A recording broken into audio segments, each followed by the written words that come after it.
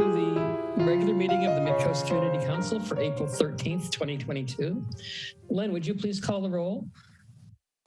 Yes. Greg Diegas. Here. Michelle Weil. She won't be here. Okay. Jill Grant. Here. Dan Haggerty. Here. Dave Olson. Here. Claire Dutante. Here. Here, and I'm here, 6 present. Thank you. This may be a complicated meeting. We're going to start with something different, which is amending the agenda. We have something that came up at the last minute. We were not prepared to put on the agenda. It's ready to go now, but we have to have a vote of the council authorizing us to add an additional item to the agenda. So the item that we are going to be adding is entitled Memo to the Elections Office regarding jurisdictional boundaries of the Midcoast Community Council. And I need a unanimous vote from the council to allow us to consider this at the end of our other agenda items. So Len, would you please call the roll with the item being, or the motion being, well, do we need a motion? I guess we do. We need a motion to amend. I will move that we add an agenda item for the MCC jurisdiction boundaries. I second it, but perhaps you could explain. We will explain that, and when we get to it, we're just voting to add it to the agenda so we can talk about it. Okay. We're now going to vote on the amendment to add this item to the agenda. Dave Olson. Yes. Dan Haggerty. Yes. Jill Grant. If Claire thinks it's important, yes. Michelle is not here. Greg Diegas. Yes. Claire Dutante. Yes. Myself, yes. Passes 6-0. Thank you. We'll discuss what it is. I think it'll be short. It'll be at the end of the other regular items. Okay, moving on. Reports from government officials, starting with Lena, please. Yes, thank you, Claire, and thanks for helping me dissect that whole jurisdictional fusion earlier this week. I don't have a COVID update this week. I usually take it from the update that the board receives, and the board has not received an update this week, but as soon as I get it, I'll distribute it out to the MCC, and feel free to distribute it as you wish. Just some things we're working on in the office. The supervisor's looking into an increased minimum wage for the unincorporated area. It would be, right now we're looking at $15.50 an hour for organizations of 25 or less employees, and $16.50 for 26 and up. We're going to probably increase that by CPI or 3% each year. I think that's what we're going to do, whichever is less, but we'll get some more information out to you, and then would love feedback from the MCC if you'd be so willing, and we'll also get feedback from the Chamber and Farm Bureau and other relevant parties. At the board meeting last week, the off-leash dog program came to the board. We're going to, the Parks Department is going to continue to pursue an off-leash program at Quarry Park only. And once I get more of a timeline on that, I'll be more than happy to share it. And then I got an update on the Midcoast Multimodal Parallel Trail. So a construction firm was awarded. It's Minerva Construction Incorporated. We expect to start the actual work on the 11th of next month, with anticipated end date of the 7th of November. So about 125 working days. Trying to be really mindful of noise. We're going to do our very, very best to be very mindful of noise early in the morning. Working hours should be around normal work hours, but you know, with construction projects, there's always a little bit of uncertainty. They would have to go to county for approval of work outside of those normal working hours. And then we're going to try and do a groundbreaking ceremony. I think that the targeted date is for next month. We don't have a date yet, but we would love the MCC to be there, and we'll definitely invite you. So once we have that set up. I will pass that along. And in the chat, I'm going to put some staff contacts from our Public Works Department if you have questions about the project or if you see something and you want to know what's going on. So these will be the people to contact because they'll be in contact with the actual construction group. So the short updates today, but that's what I've got. And I'd be more than happy to take questions. Thank you, Lena. Harvey. I have an even shorter update. Our last council meeting was very short. The only substantive item was a presentation about a proposal to have a tramway, which would allow us to take, I guess you'd call it public transportation, over the hill, more or less the route that Highway 92 currently takes. I know this is of interest because people are always complaining about traffic on 92.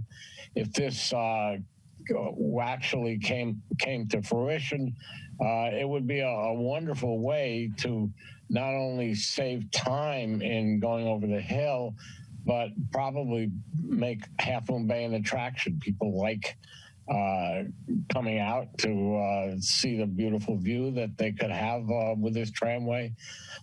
So it's a long shot. It's some people call it a pipe dream. I don't think so. I think it has a real chance of actually coming to fruition.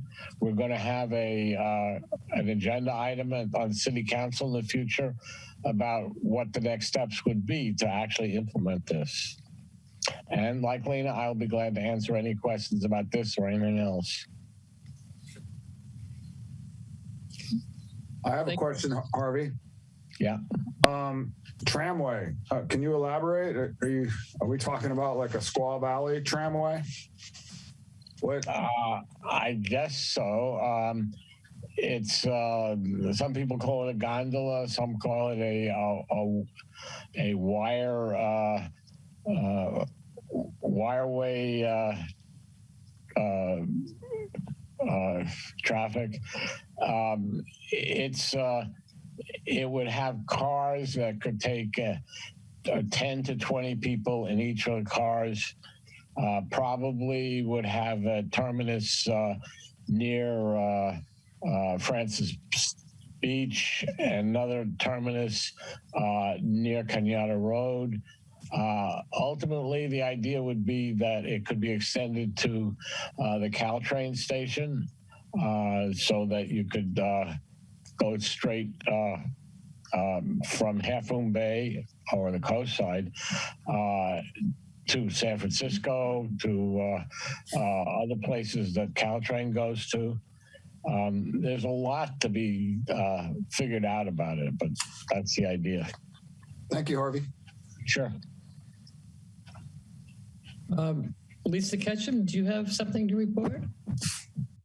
Yeah, thank you. I just had a couple of report out from the Planning Commission this morning. There was an item on the agenda for another house on Ocean Boulevard in Seal Cove, and just 2 doors down from the one previously approved. And the staff report as it came out had no conditions of approval for prohibiting future armoring or any of this that the MCC has been has worked on in every similar type of project. And so the result was good. They added the conditions in, and Steve, Director Monowitz, said he was sorry that he overlooked that, and in the future they will routinely, for these bluff top parcels, they will routinely add the deed restricted no future armoring that the Coastal Commission expects, and going forward. So this is good. It helps avoid appeals, and also given that the county LCP has kind of out of date sea level rise, erosion policies, and there's no soon date for updating that. And this is good that the county plans to do that. Hopefully things will go more smoothly in the future. The other thing I just wanted to report is that the Airport Street bulk propane facility will be on the next agenda, which is April 27, 2 weeks from tonight, from this morning. And this is an issue that more long-term council members may recall. It's been dormant since 2017 when there were leaks and all this stuff. It's anybody wanting to catch up on that issue, the MCC has a page on it under the planning tab. And Dave attended the meeting, and he can fill you all in on the more details at the council thing. That's all I have. Thanks. Thank you, Lisa. That's good news. Who else? I'll go ahead next. I have a thing from Sheena from RCD. I'm sorry, were there other questions for Lisa? Oh, no, okay. I have a report from Sheena from RCD regarding the fire resiliency updates. She can't be here, so there will be no questions for her, but let me just fill you in briefly on what she wanted us to know. First, regarding the El Granada Wildfire Resiliency Scoping Project. Project partners met for their third meeting in March. Early results of the model were shared, as were concepts of how the final suite of actions will be organized. Model results continue to be updated, and we are currently in the process of incorporating feedback from project partners. Quarry Park shaded fuel break and hazard tree removal. RCD and County Parks hosted a bid walk for prospective contractors earlier this month. Bids are to be submitted next week, with the final selection of the contractor in May. Work will begin in June. Third thing is neighborhood chipper program. Chipping events for the Midcoast are scheduled for next month. It's recommended residents set aside a couple of days or weekends to work on vegetation management and fuel reduction in preparation for the event. This is a curbside event on select streets in El Granada, Moss Beach, and Montera. Residents should have their material prepared for pickup for the first morning of the event. Materials will be must be neatly piled at the end of driveways in order to be chipped. Please see the RCD website for more details. The dates are going to be May 9th through 12th, and we'll put in the chat the links for finding out more about this. That's what I have from her. Is there anyone else with a report? Okay, so we can move to public comment, please. So anybody wants to speak about anything not on the agenda tonight, which means not sustainability or airports, please go ahead. You have 3 minutes. Raise your hand. We have a hand raised. Melinda McNaughton. Okay, thank you. I would like to talk about an issue. I am Melinda McNaughton, a member of El Granada Advocates representing Focus on the High Wildfire Risk Zones petition. I would like to address the fact that there have been several instances where the Quarry Park threat petition is being misrepresented by some of the MCC members with claims that there are 600 plus signatures asking the median trees to be cut. If you look at that petition, there's nothing specifically stating that ask. That ask is not part of what those citizens signed. The Quarry Park petition threat should not be represented in this way in any public forum, or people may start removing their signatures. Many of our signers also signed the Quarry Park petition. If they wanted to cut the tree medians down, they would not have signed our petition. The two petitions are in agreement that the high wildfire risk areas need to be addressed. The difference is that our group, El Granada Advocates, asks for maintaining the 120-year plus trees in the medians, removing eucalyptus saplings, cutting limbs back from power lines, trimming them back regularly for safety, and removing dead and dying pines. We are all scared about losing our homes and towns and potentially our lives in a wildfire. And we cannot let fear drive our decisions and strategies when trying to mitigate fire in our town. town. Cutting down all trees around us to save ourselves is an old strategy that is extreme and short-sighted. We feel it is important to use the most current climate resilient methods available to create fire mitigation strategies for our town. Tree canopy is very important globally and in El Granada to sequester carbon and keep our climate cool. We need to implement nature-based solutions, fire breaks, home hardening, and defensible space to protect our town and homes. This new petition, focused on the high wildfire risk zones, asks that we spend our resources and limited budgets addressing the fire dangers in places where it will make the most impact and will save the most lives. Thank you. Thank you. Sid, 3 minutes. Okay, hi, I'm on my cell phone again this time, so I may not remember how to mute. But here's the question I had for Lisa Ketchum. Does she know, I know she was on the MCC when this was being discussed. They had many, many meetings about where the coastal trail should extend out of Miramar and keep going north towards Devil Slide. And I haven't heard anything lately. Has that just been put on the back burner permanently, or is there any talks about it? And then what's the difference between that and the so-called multimodal trail that seemed to get a fast track? That seems to be more just on the other side of the highway for commuters who want to use their bicycle, but I could be wrong on that. So if Lisa can answer it, if anybody else wants to answer it, that's what I want to know. I'll defer to any council member to answer the question. I can speak to that. Sid, the question I have is, which section of the coastal trail are you referring to? I don't know if I'm muted or not. Between Montera and Devil Slide. I'm sorry, Miramar and Devil Slide. They had lots of charrettes or whatever you call it, where they talked about how it would wind through Princeton and come up maybe Airport Street, or have a braided trail through Seal Cove on the bluff. But after that, I think they were talking about having it go down the Dardanelle Trail and come out somewhere and go north. But I lost track because it was so long ago. Do you know what I'm talking about, Glenn? I do. There's information on that, and also some updates that will be coming. So good. I'll basically get those to you, and your point is to have them better visible on the website. Well, and I didn't even think to look on the website. It's just been so long since it's been discussed that I knew of. So it's not on the back burner. No. Okay, thank you. Okay. Jane? I wanted to speak to the same topic that Melinda did, and I have 2 requests for the MCC at the end of what I'm going to say. I wanted to talk about my experience signing the Quarry Park threat petition. I talked to Keith 4 times before I signed his petition. I said to him my reluctance was that was about clearing the medians. He assured me 4 times that was not the intent. It was only about Quarry Park.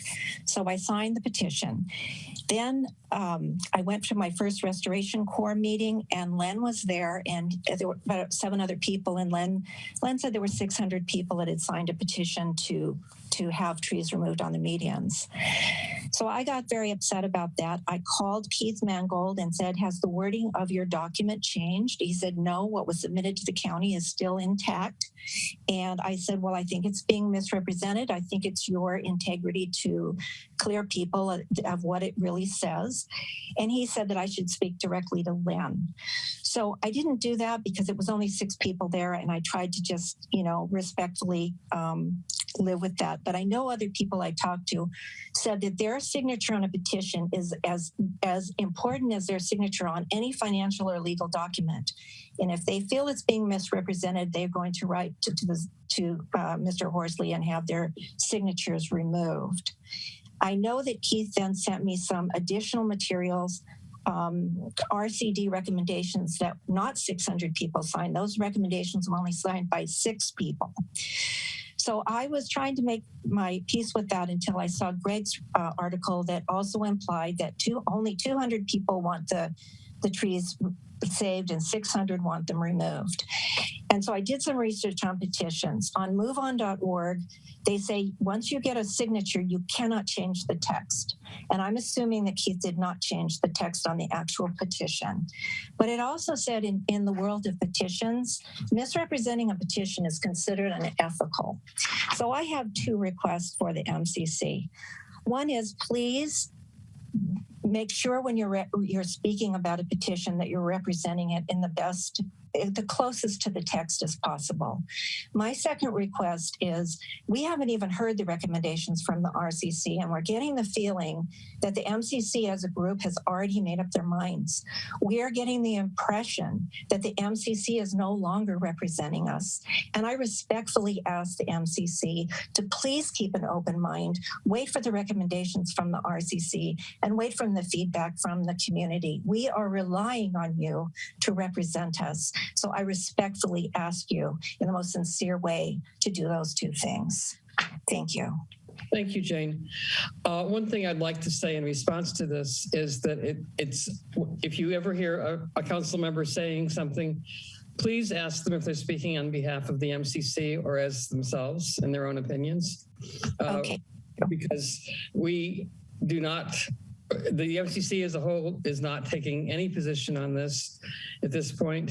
And this is the first I've heard about these numbers.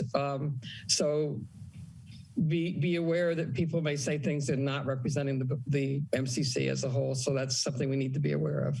Thank you. Thank you. Justine? Hello, good evening, everybody.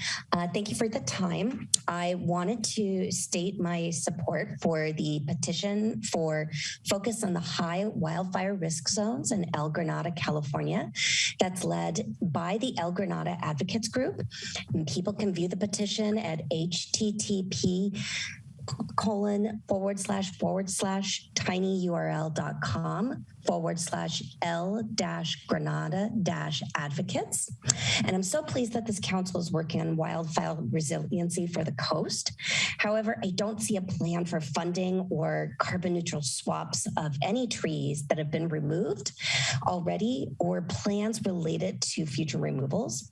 So we are contributing to the aridification of California with a current approach of not doing any replanting whatsoever. And I would like to ask the council and its partners in the scoping project to consider stop cutting and thinning of existing forests. We are in a climate crisis, and there must be an approach to ensure carbon neutral swaps or carbon reduction plans. So please consider the petition's proposal to refocus efforts and ensure we don't further damage our environment. And I want to thank everybody on the call for listening and your continued work on this very important topic. Thank you, Justine. That's everybody from the public. I see that Dan has his hand raised. I'm not sure why. Dan, you had something you wanted to add? Yeah, I wanted to just make a quick public comment that's not on the agenda regarding something that's not on the agenda. Go ahead. So recently I found a pedestrian overpass in Dana Point, California, which is just north of Santa Monica. And this has stairs and elevators going up and crossing 8 lanes of traffic in Dana Point. I have a fact sheet here that says the total cost was $6 million. Now, I want to be very clear. I'm not advocating for a structure like this going over Highway 1.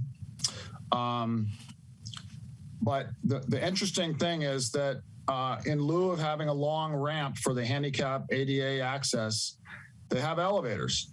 So this is an example that elevators can be used in a crossing situation. There's another one similar in Huntington Beach.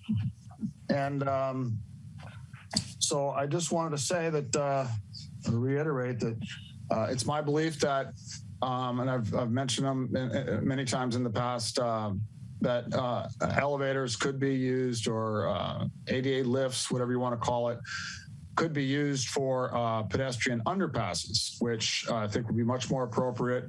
One of the things about the overpass is it's required to step up. I think it's like 18 or 20 feet, whereas if you go down below the road, it would just be going down maybe 9 feet or so. That would result in more use. Hey, Dan, can you wrap that up, please? Pardon? Could you wrap that up? You're at your end of your time. Okay. Yeah, so I just wanted to share that. There's two that I found, one in Dana Point, California, one in Huntington Beach. And also doing a little research, there's models like this all over the United States and the world. So I'll keep that in mind when we're talking about highway, crossings. Thank you. Okay, we'll move on to the consent agenda. There are 3 items on the consent agenda. One is a resolution to approve meeting virtually for another 30 days. And there are also 1, 2, 3 sets of regular meeting minutes for the February 9th, March 9th, and March 23rd, and minutes for February 5th. Do I have a motion? I would like to pull the minutes for discussion at the end of the meeting, please. All of them? Yep, all of them. Okay, do I have a motion to approve the remaining item on the consent agenda? I will so move. Second? I'll second. Thank you. So Glenn, would you please call the roll for approval of the resolution to continue virtual meetings? Will do. Greg Yegas, Aye. Jill Grant, Yes. Dan Hegarty, Yes. Dave Olson, Yes. Claire Tautant, Yes. myself, yes. It passes 6-0. Thank you. Okay, we'll move into the regular agenda items at this point. This may be a meeting that has a lot of discussion to it, and I'm going to try to keep it pretty well organized. What we'll do after the presentations is entertain clarifying questions from the council and then move to public comment. Tonight, I'm going to have people please try to make their comments in 2 minutes, but if there's another point they want to make, they can come back for a second 2 minutes. After that, we'll close public comment and go sequentially through council members to make discussions on anything that needs to be discussed. We don't have anything that needs to be voted on, so it should be relatively simple from that point of view. We've got some really good, interesting people coming tonight, and I think you'll enjoy hearing from them. So we'll start with the first item is a report from the County Office of Sustainability. Hillary Papendick is here, and she will give us a discussion of some of the sea rise issues, mostly centered on the South Coast, but also with an emphasis on interests of things of interest in our location and an overview of what the office does. So hopefully I explained that properly, Hillary. You're welcome. Yeah, it's great. Thank you. Yeah, thank you for having us. My toddler might come in and join me, our assistant, we'll see. So good evening, everyone. Midcoast Community Council and community members. My name is Hillary Papendick, and I'm the Climate Change Program Manager for the Office of Sustainability. And I will be giving a brief overview of some of the projects and initiatives of our office. And then my colleague Anna Cameron will give an update on our South Coast Silver Ice study. We had a community meeting which conflicted with your meeting last March, and so we wanted to give some of the information that we went over in that meeting to you all. And our director Carolyn Blady is she's out, and she'll be coming back probably in the summer to give additional information and background in our office as well. So I'll give a bit of an update, and then we'll go into the Silver Ice portion. So next slide. So at the Office of Sustainability, we work to build a sustainable community that fulfills the needs of the present and the future. Our work is highly collaborative, it's cross-disciplinary, and community engagement, outreach, and education is embedded in all of our programs. We've also taken strides to incorporate racial equity and social justice into our mission. And next slide. So I listed out some of the key areas that our office is working on and focusing on this year. We're working to prepare for climate impacts. In addition to our South Coast Silverized study, which we'll talk about tonight, we will also be releasing a climate viewer soon that overlays heat impacts with vulnerable communities to help support decision making. And we also have recently released our unincorporated area climate action plan, which I'll talk about more on the next slide. And that's helping to lay the groundwork to reduce energy use and support electrification. We also work to support cleaner local water and ensure compliance with stormwater regulations. And then in the area of active transportation, we're working with county departments to apply for grants and implement pedestrian and bicycle improvements in our active transportation plan. And we also are working to support solutions on housing and through the Home for All initiative. And actually, we recently released a housing and climate readiness toolkit. We have a webinar on the toolkit tomorrow, and I can put a link in the chat later. And then we work to reduce organic waste going to the landfill. We do education, food rescue, composting programs, and also help work on reducing illegal dumping and litter in unincorporated areas. So then the next slide. I wanted to have a special highlight on the Community Climate Action Plan because it's out for public review now. So hopefully you've all had a chance to look at it. But if you haven't, I have included a link, and Anna can put a link in the chat to our website where you can actually comment on the plan directly. And then we have a live event tomorrow at 6 p.m. So if you log into our YouTube or Facebook or Instagram at 6 p.m., you can watch the event. And then the last slide here goes over some upcoming events for the Climate Action Plan. We'll be taking it to the Planning Commission on April 27th for a study session. Next slide. And then taking it for approval to the Planning Commission at the end of May, and then plan to take it to the Board of Supervisors this summer. That's our quick overview of some of the projects we have going on at the Office of Sustainability. And now I can hand it over to Anna to talk about our South Coast Sea Level Rise study. Good evening, everyone. My name is Anna Miskolta Cameron. I just want to make sure everyone can hear me okay. Sometimes this mic gets a little wonky. It's okay? Okay. All right. Yeah. Yes, it sounds fine. Okay, good. So I'm going to be providing an overview of the sea level rise vulnerability assessment as well as the adaptation report.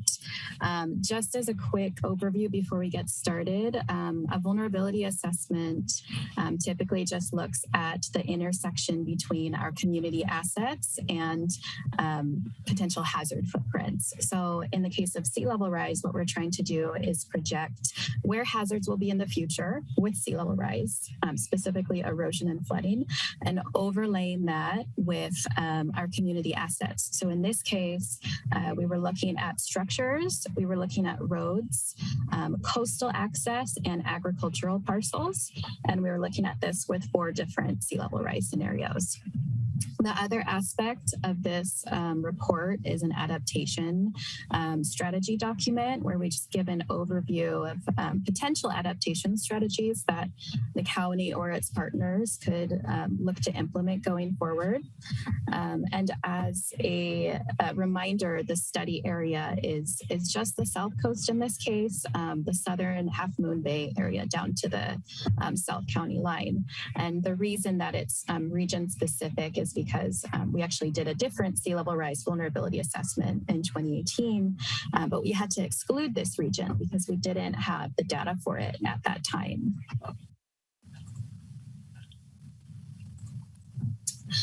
So this project has, it's going on about 3 years. Throughout this whole process, we've done quite a bit of stakeholder engagement. We've invited state agencies like Caltrans and state parks, who are really important in this case, just given how much of the South Coast is managed by the state. We've also done community outreach. We've had 2 community meetings so far. The most recent was last month, and we are planning to do a public webinar once the draft is ready for public release, and hopefully that is in the next couple of months. As part of our public engagement process, we developed a story map. We have a version in Spanish and in English. A story map, for those who aren't familiar, is a website that tells a story that has a narrative accompanied by photos and videos and, of course, interactive maps. So this is a tool that we thought would make what is very technical and very just a lot of heavy information more concise and more accessible to more people.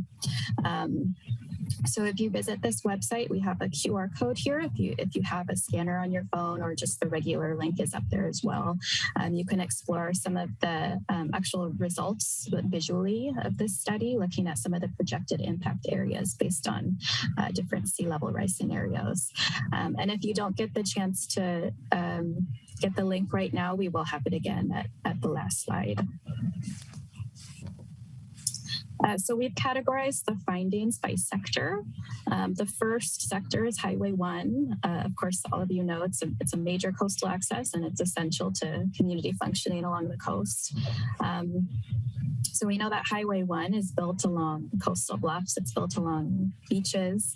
These are natural landforms that erode over time. And we already see these impacts right now of erosion and landslides. But sea level rise is expected to accelerate these impacts. And so some of the areas, the specific areas of concern that were identified by the study include stretches of Bean Hollow, Pomponio, and Pescadero beaches. We do in the report have some more specific potential adaptation actions. If you're, or in the story map as well, if you're interested in exploring those. But one big takeaway here is that all of these likely need some site-specific assessment. So it's difficult to say right now, this is exactly what you do for this problem without doing a little bit more research. So moving forward, what we're really looking to do is continue collaboration and coordination with Caltrans, because they, of course, will be leaders in terms of Highway 1 adaptation actions. And we'd really like to make sure that we move towards proactive and preventative actions to avoid disruptions along the highway. The next category of findings is coastal access. When we say coastal access, we mean all of this infrastructure that allows us to go enjoy the coast. So trails, coastal access points, parking lots and restrooms. These are all what make those coastal trips possible. The study found that basically all of these categories already to an extent are impacted by flooding and erosion. Again, it's just like the same story with Highway 1. This will be heightened with sea level rise. Over the near term, we are more likely to see impacts along our coastal trails. And in the long term, we start seeing impacts to our beaches, to elephant seal habitat, higher impacts to Highway 1, of course, but also informal parking along the highway. And so this is expected to really impact how many people can go enjoy the coast and how many people can actually physically, enjoy that nature. Again, we do have some examples of adaptation actions within the story map and within the report, but I have to continue to caveat that typically these require site-specific vulnerability assessments. And in this case, state parks is going to be a big actor here, because along the county coastline, the majority really of these coastal parks are managed by the state. And they actually do have a sea level rise strategy in place that I've linked to here. If you're interested in learning more about their framework for taking action in terms of protecting their assets from sea level rise. And then last but absolutely not least is our coastal communities. So the report looked at potential impacts to coastal communities in the South Coast. The two communities that are likely to see the most impacts from sea level rise are Martins Beach and Pescadero. Martins Beach, of course, sits directly on the coast and is very openly exposed. Well, Pescadero is inland, but two creeks run through it, and these creeks are coastally influenced. So sea level rise will impact this inland town. At Martins Beach, same story. We are already seeing a lot of impacts today in terms of coastal flooding. Martins Beach has used coastal armoring strategies in the past and continues to do so. But we do know that the coastal armoring has limited effectiveness in the long term. And so certainly we would want to see something a little bit more adaptive over time. We do know that the owner of Martins Beach is in talks and is considering different adaptation approaches, but we don't have a lot of detail on that right now. Pescadero, again, already impacted by flooding. The 2019 Butano Reconnection Project, which was a dredging project to reduce the frequency and duration of flooding on Pescadero Creek Road and in downtown, has been effective. But we know that with sea level rise, the extent of flooding and likely the duration and frequency of flooding will increase if nothing is done. And we will likely see homes and businesses more impacted, as well as the agricultural land that surrounds the town. And of course, transportation access to the town, both via Highway 1 and Pescadero Creek Road, which are both impacted by coastal hazard events. So there's a lot that we can do to protect our communities, and this is a big slide. There's a lot going on here, but we can generally divide not adaptation, but kind of community adaptation into four categories here. So we can look at hazard reduction, which means trying to reduce the exposure, the duration or frequency to the hazard. In this case, what we've heard from community so far is that nature-based solutions are preferred. So this would involve a lot of restoration projects, and restoration can be applicable for both erosion and flood mitigation. Looking at community resilience and specifically social vulnerability reduction, and looking at ways that we can make communities better prepared to withstand hazard events when they happen by addressing some of these underlying community stressors day to day. And this goes outside of what typically the Office of Sustainability or the Department of Emergency Management might do, because we suddenly start talking about social issues here. But certainly there's a big intersection between everyday social issues and climate change and natural hazards. And we really look forward to working more with the Department of Housing and Public Health on these climate resilience issues. Knowledge building. So we've heard from communities that they want to know more about how sea level rise will affect groundwater, both due to saltwater intrusion, but also potentially the contamination when floods start to move contaminants throughout town, and that could potentially affect groundwater as well. So that is one kind of source of knowledge that's important for developing responsive actions for risk reduction.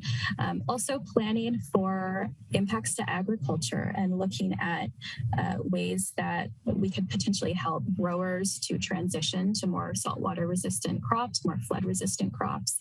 Those studies could certainly help in our risk reduction efforts.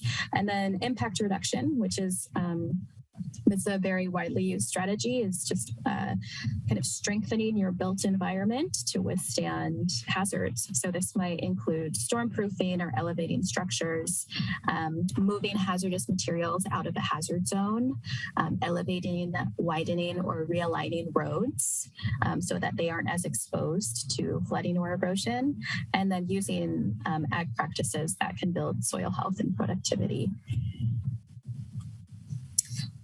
So our next steps, first, we want to encourage you to take a look at our story maps. These are the links here for both English and Spanish. We hope to be releasing this a vulnerability assessment and adaptation report for public review soon, in the next month or so. And so you'll have the opportunity to read all 200 pages of it if you like. And then, of course, the most important next step is looking at what we're going to do to reduce risk. And so we're going to be looking at opportunities to integrate into existing planning mechanisms, but also existing mechanisms for implementation.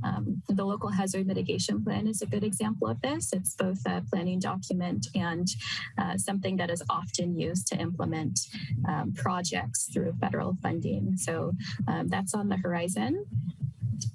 And I'm going to leave my email here if you have any questions that are not answered in the next in the Q&A, as well as the project website here. Thank you both. We'll, as I said before, go first to the council for any clarifying questions, anything that wasn't clear. Dan? Yes, thank you for this wonderful report, Anna. I have a question. Have you been studying potential sand dune building and maybe whatever maintenance might be required to try to see that we have healthier sand dunes, maybe in areas that are struggling, but could potentially have a good sand dune, continually kind of fed from the new sand from the wind and, marked off for no walking on and, special trails, that kind of stuff. Has there been any study on that? I'll let Hillary speak to whether there's been a study on it. It was certainly highlighted in the report.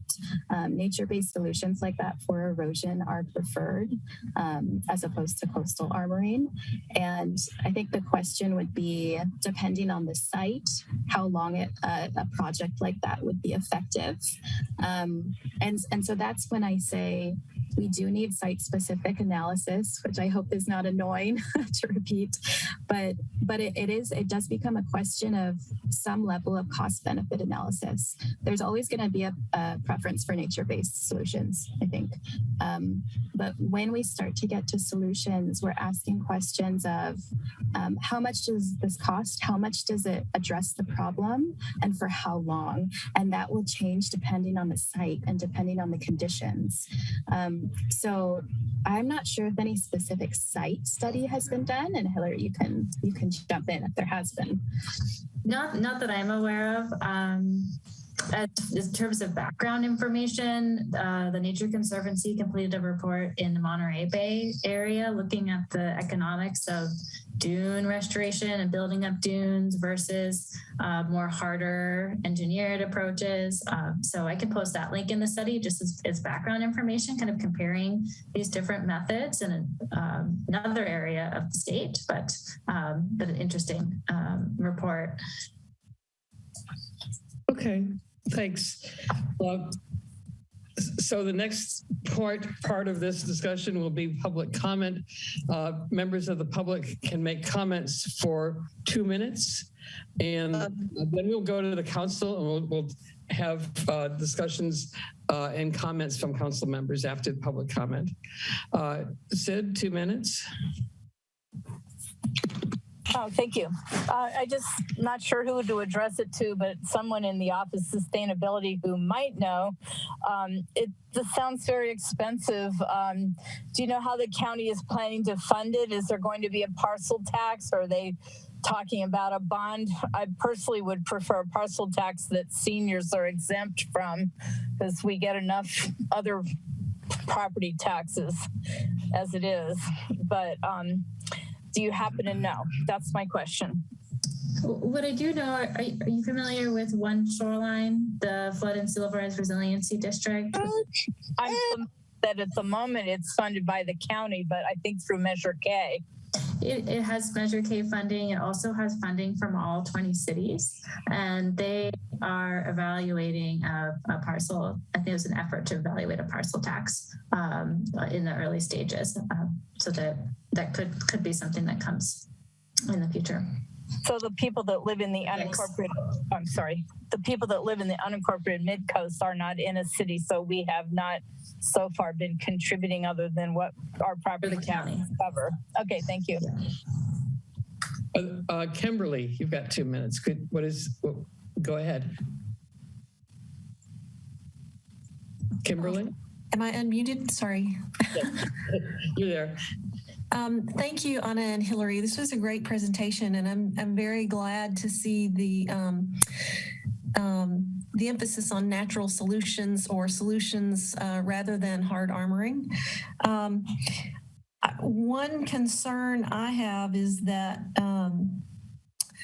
for the South Coast, One Shoreline actually has mentioned several areas where they are proposing hard armoring, and that area is one of the last natural areas that we have here from Half Moon Bay down to Santa Cruz that hasn't been changed that way.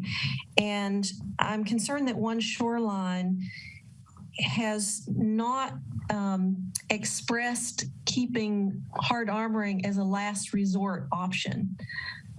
So I'd be interested in hearing your thoughts on that as a partner. And I'm looking forward to seeing how this progresses going forward, because I think the Office of Sustainability is headed in the right direction, but I'm concerned about the partners involved in this process. Thank you. Okay. Let's see. No, let's see. I think is there anybody else for public comment? Not seeing anyone. I'll close public comment, and then we'll go sequentially to council members for comments and questions, and try to keep them fairly brief and concise, but meaningful at the same time. So Lynn, you're on. I intended to have this part of clarifications, but to our speakers, One Shoreline has spoken about their projects, and I felt that their primary focus was up in our harbor area, where there is considerable erosion that was not necessarily driven by sea level rise. You're reporting on projects in the South Bay or further south. So are you looking at the same things when the issue of what they're talking about and what your studies speak to? That is One Shoreline and some of the things it has looked at directly when they've talked to us, and they're just starting to, the same as the projects you're talking about here, which I think are further south. You might be a little more familiar with One Shoreline's project in Pillar Point because they presented to you. My understanding is that that's going to be a much more detailed study. So we did a kind of high level vulnerability assessment for the Midcoast and the Bayside, but then didn't do the South Coast. So now we're finishing up the South Coast, but it's the South Coast study is kind of like a screening tool to understand where there are issues and what we next. And that, in my opinion, would lead, I think, to a kind of study like One Shoreline is doing on Pillar Point, which could get us closer to projects. So that's my understanding. Okay. Greg. Yeah, thanks. I view the Office of Sustainability as a very important part of the county. I attended some of the Climate Ready conferences a few years back when Jim Egemar was running it, and it sensitized me to the wildfire risks we face. But in addition to sea level rise, and I know this is not the topic of your presentation, but I just want to register that we face a number of other dimensions of sustainability that I'm hoping we can hear more about in the future, either from your department or others at the county. For instance, the dump is going to fill up within 10 years.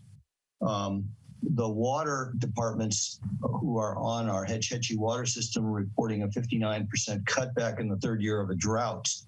And the coping action for that is to spend 5, 7, or 10 times more for the water, which leads to the issue of money, and there's a whole bunch of affordability things.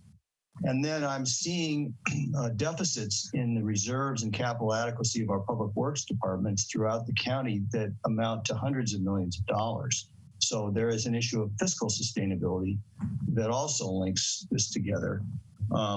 And then, of course, and I think I first saw Hillary in the LHMP presentations, the engine that's going to drive what we're going to be able to do is going to include funding. So I'm interested in what the funding approach is, who's the team of people, like the RCD is helping us get grants, driving action on all the concerns that I could think of. So I welcome another presentation and discussion at a future date addressing some of the other sustainability issues.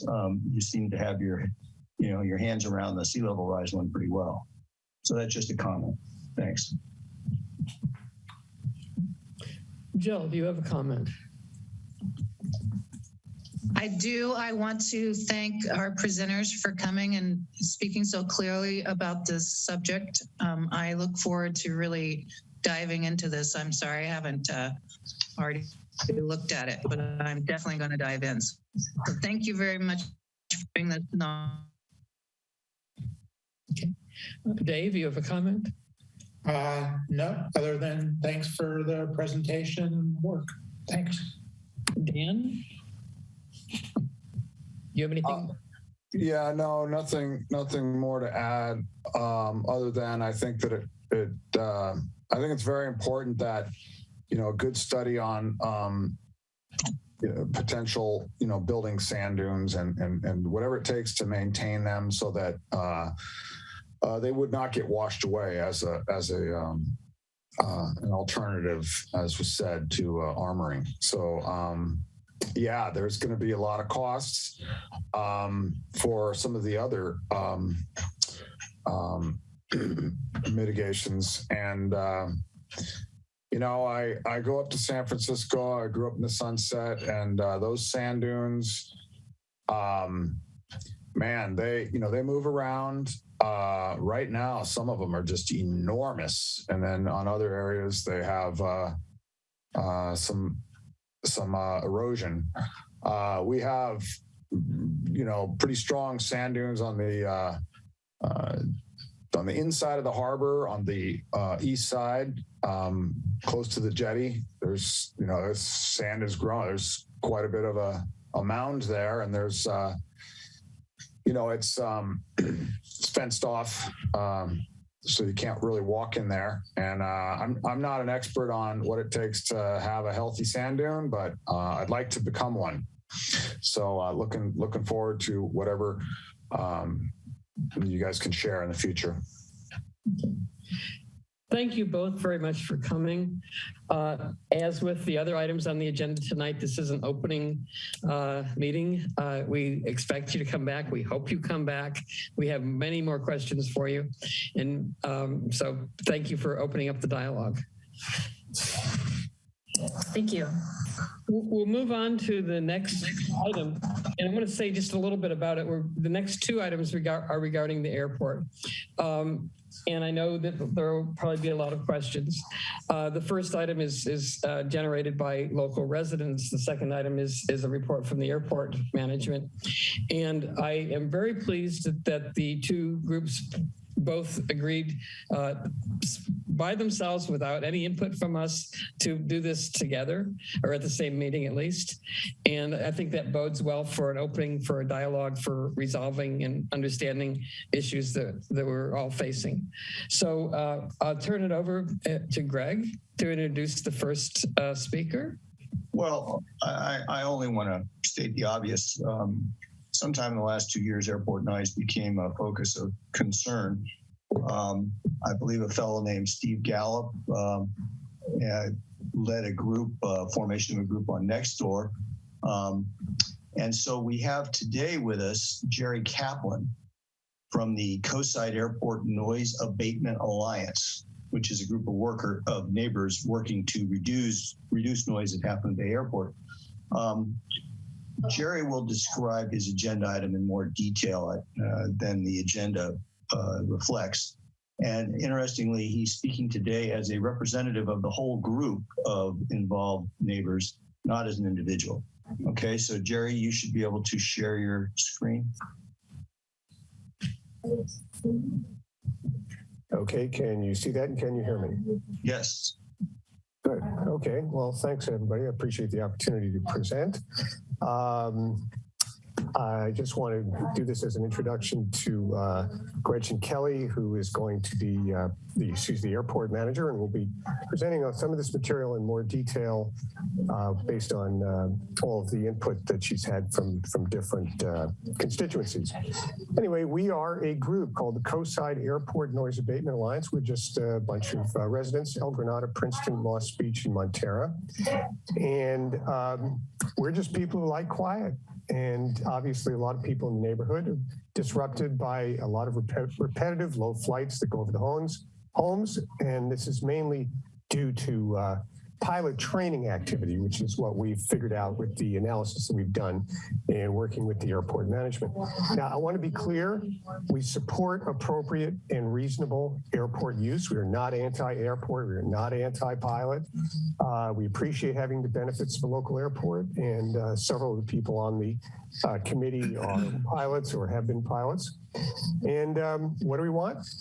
Something very simple for reasons that will become clear in another slide or two, which is modifications to the Half Moon Bay Airport voluntary noise abatement guidelines, basically to reduce the number of takeoffs that occur per pilot training session or per visit to the airport. So just a few words of background. There are 3 nearby general aviation regional airports. I believe these are called reliever airports, so everybody doesn't have to go to San Francisco or San Jose. And they are Palo Alto, San Carlos, and the Half Moon Bay Airport, of course.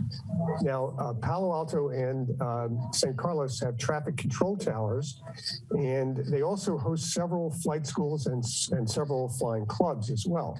Now, by contrast, Half Moon Bay has no tower, and as far as I know, does not have any active flight schools or clubs.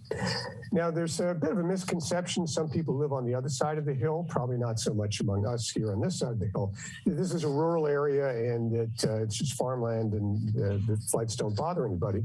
But our analysis shows that approximately 12,000 residents actually live under the flight pattern for the local airport. So there are quite a few people who can be disturbed. Now, if you look at the slide, which hopefully you can see, we're over here, and San Carlos Airport and Palo Alto Airport obviously are in San Carlos and in Palo Alto. Okay, so we did a bunch of analysis to try to find out what exactly is the problem. Why are we seeing so much noise, and why is it happening in certain time periods, concentrated ways, and then it's quiet for a while? Well, it turns out we found is that flight instructors and student pilots from other regional airports are concentrating their training activities at Half Moon Bay. And the reason for this is because we have a larger runway. It's much safer and forgiving of problems. And there's also no air traffic control. We do not have a tower. So they don't have to take up time. Students don't take up time to communicate with the tower. And sometimes I'm told by pilots over on the other side of the bay, sometimes the air traffic control says, we got too much traffic, stop doing your operations here and take them somewhere else. So to give you an idea, what happens is it takes about 5 to 10 minutes for planes, to fly from San Carlos or from Palo Alto over here to Half Moon Bay.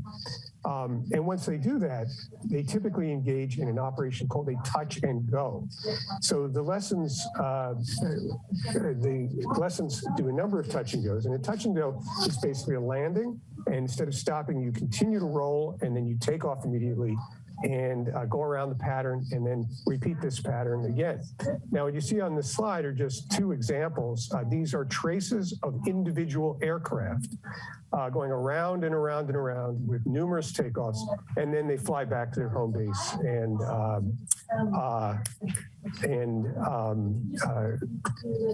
end their lessons or whatever it might be. Okay, so what did we find? We collected a whole bunch of data, and the flight tracking data showed that we looked at a sample sunny weekend, which was February 5th to 6th. And during that weekend, nearly 80% of the landings and takeoffs were touch and goes. It was 123 out of 157 takeoffs. These are people who are landing, going through their roll, and then taking off again. Now, of the 72 planes that visited during that weekend, just 11 of them were responsible for more than half of the takeoffs. So the actual noise we were experiencing is not general from a lot of different aircraft coming and going. It's from a very small number of aircraft that are here to do lessons. If anybody's interested, recently a Moss Beach resident made a literal recording of 2 hours, which if you have plenty of time on your hands, I suppose you can listen to, and he recorded 51 flyovers in just 2 hours. That's a plane every 2 minutes going right over his house.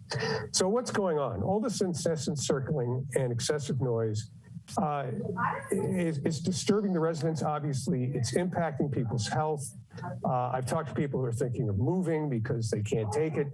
It stresses the wildlife, it increases pollution. And, this all happens mainly on sunny weekends and holidays when residents and visitors seek to enjoy, the beautiful weather that we have.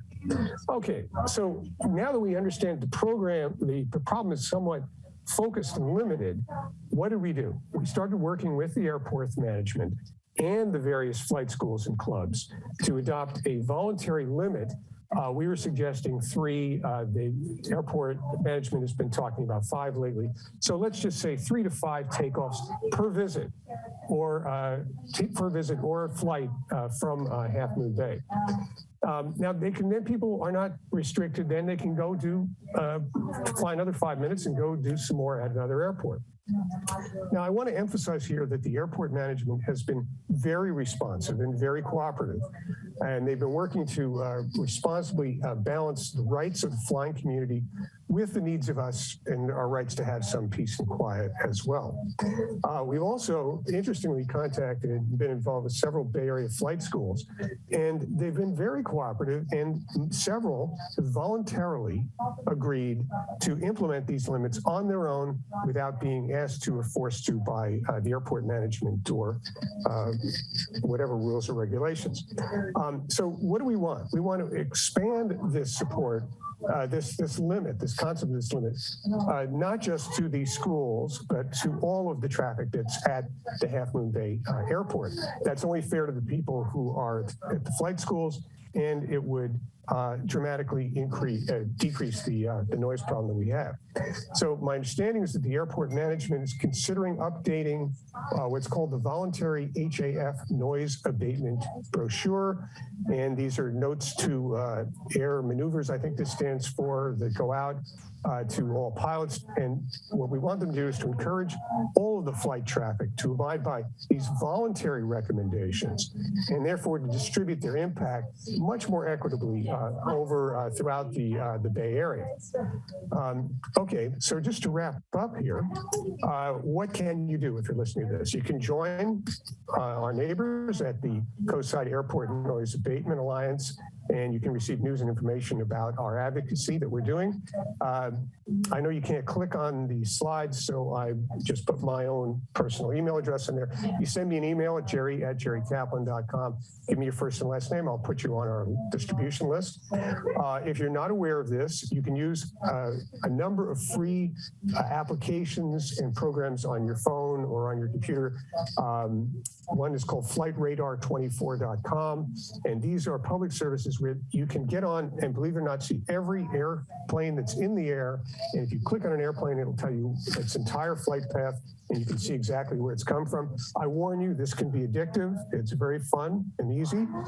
People involved in this issue, and once they get onto this, as soon as the plane takes off, if it's noisy, they go look this up, they click on it, they see, that's somebody who's coming from a flight school over in San Carlos. This is how many times they've gone around the airport, and you can find out who owns the planes very easily. So this is a great resource for my point 3, which is to use the county forms to file complaints about the offenders. There's a long URL there, but I discovered you can simply Google HAF noise complaint, and that will get you to the right place. And the airport management promises that they will reply to all submissions that are made through there. Finally, the last thing we can do is to support the candidates that are running for the San Mateo County Board of Supervisors that favor reasonable actions to reduce the local noise and the pollutions from the airport.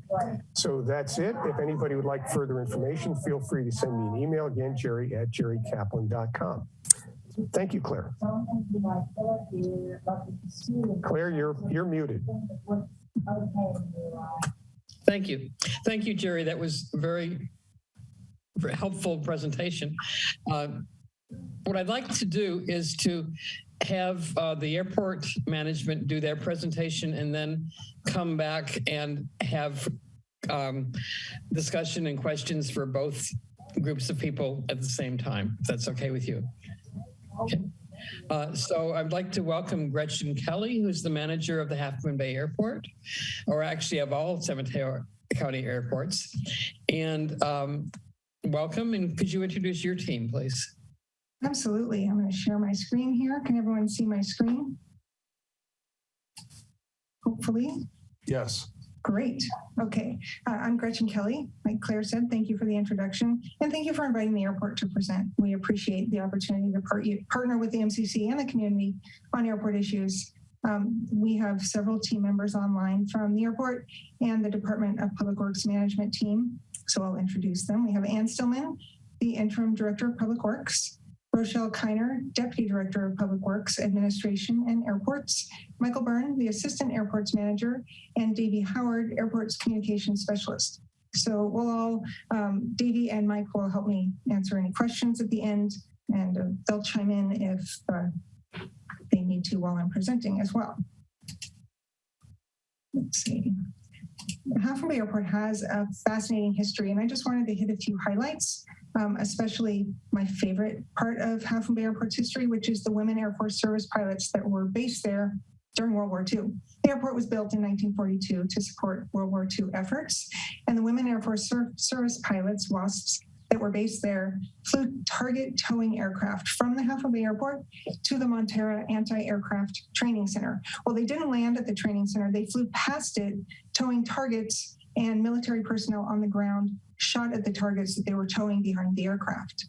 So it's a very interesting part of the Half Moon Bay Airport history. My personal favorite, in the upper left-hand corner, that aircraft is a Culver Cadet, and that's what the WASPs flew at Half Moon Bay.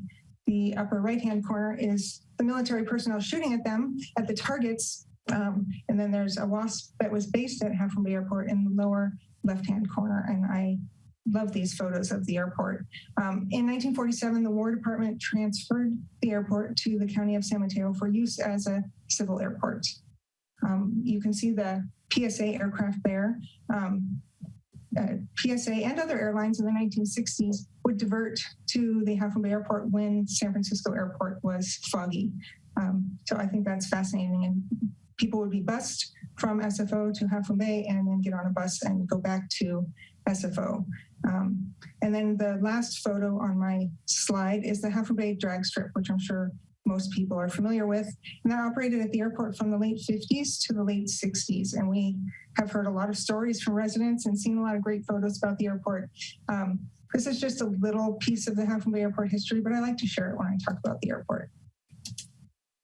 A little bit of the mechanics about how the airport is operated.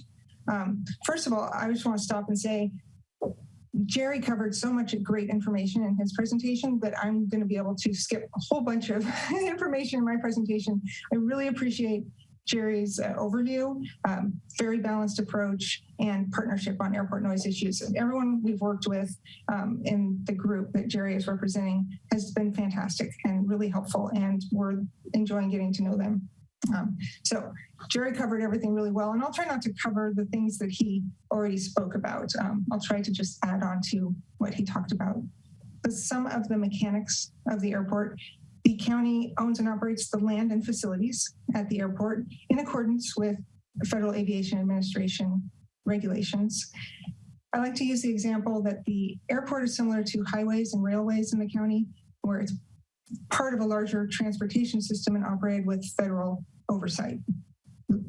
And the FAA, Federal Aviation Administration, is the federal agency with sole jurisdiction over aircraft in flight. So once aircraft take off from the runway, they're under the FAA's jurisdiction. But the airport, as Jerry spoke about, and I'm going to speak about, airports can have voluntary noise abatement procedures and work with pilots and community partners on flight procedures for noise abatement. The airport operates as an enterprise fund. That means our revenue comes from hangar rent, business and user fees, land leases, and not the county general fund, with one exception. The County Board of Supervisors does support our noise management program with Measure K funds. They supplement our program, which we appreciate very much. The tenants, the airport tenants and businesses at the Half Moon Bay Airport pay property tax and aircraft tax. Those funds go to the county general fund and also local schools. So the Cabrillo School District and also a school district near San Carlos Airport. The users of the airport, we have 50 aircraft, 5 aeronautical businesses, the new Pilot Light Cafe. If you have not been there, I encourage you to go. It's fantastic. And the owners live on the coast, and we're really happy to have them at the airport. Office space for the Sheriff's Department and office space for the MCC as well. People often ask us, what our plans are for the future of the Half Moon Bay Airport. It hasn't changed much since 1942, and we don't have plans to change the airfield. We want to maintain existing airfield pavement. We do plan to replace aging facilities, including a new terminal building with community room space, which is definitely needed on the coast.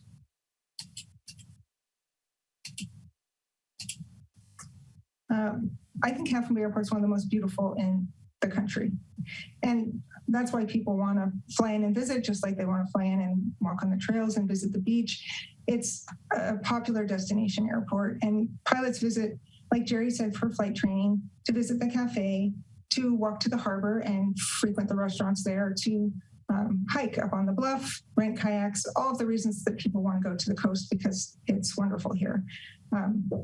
The pilots based at Half Moon Bay Airport, the tenants at the airport, those are your neighbors. They live in primarily your community. 90% of our tenants live in San Mateo County, and most of those live on the coast in the Midcoast.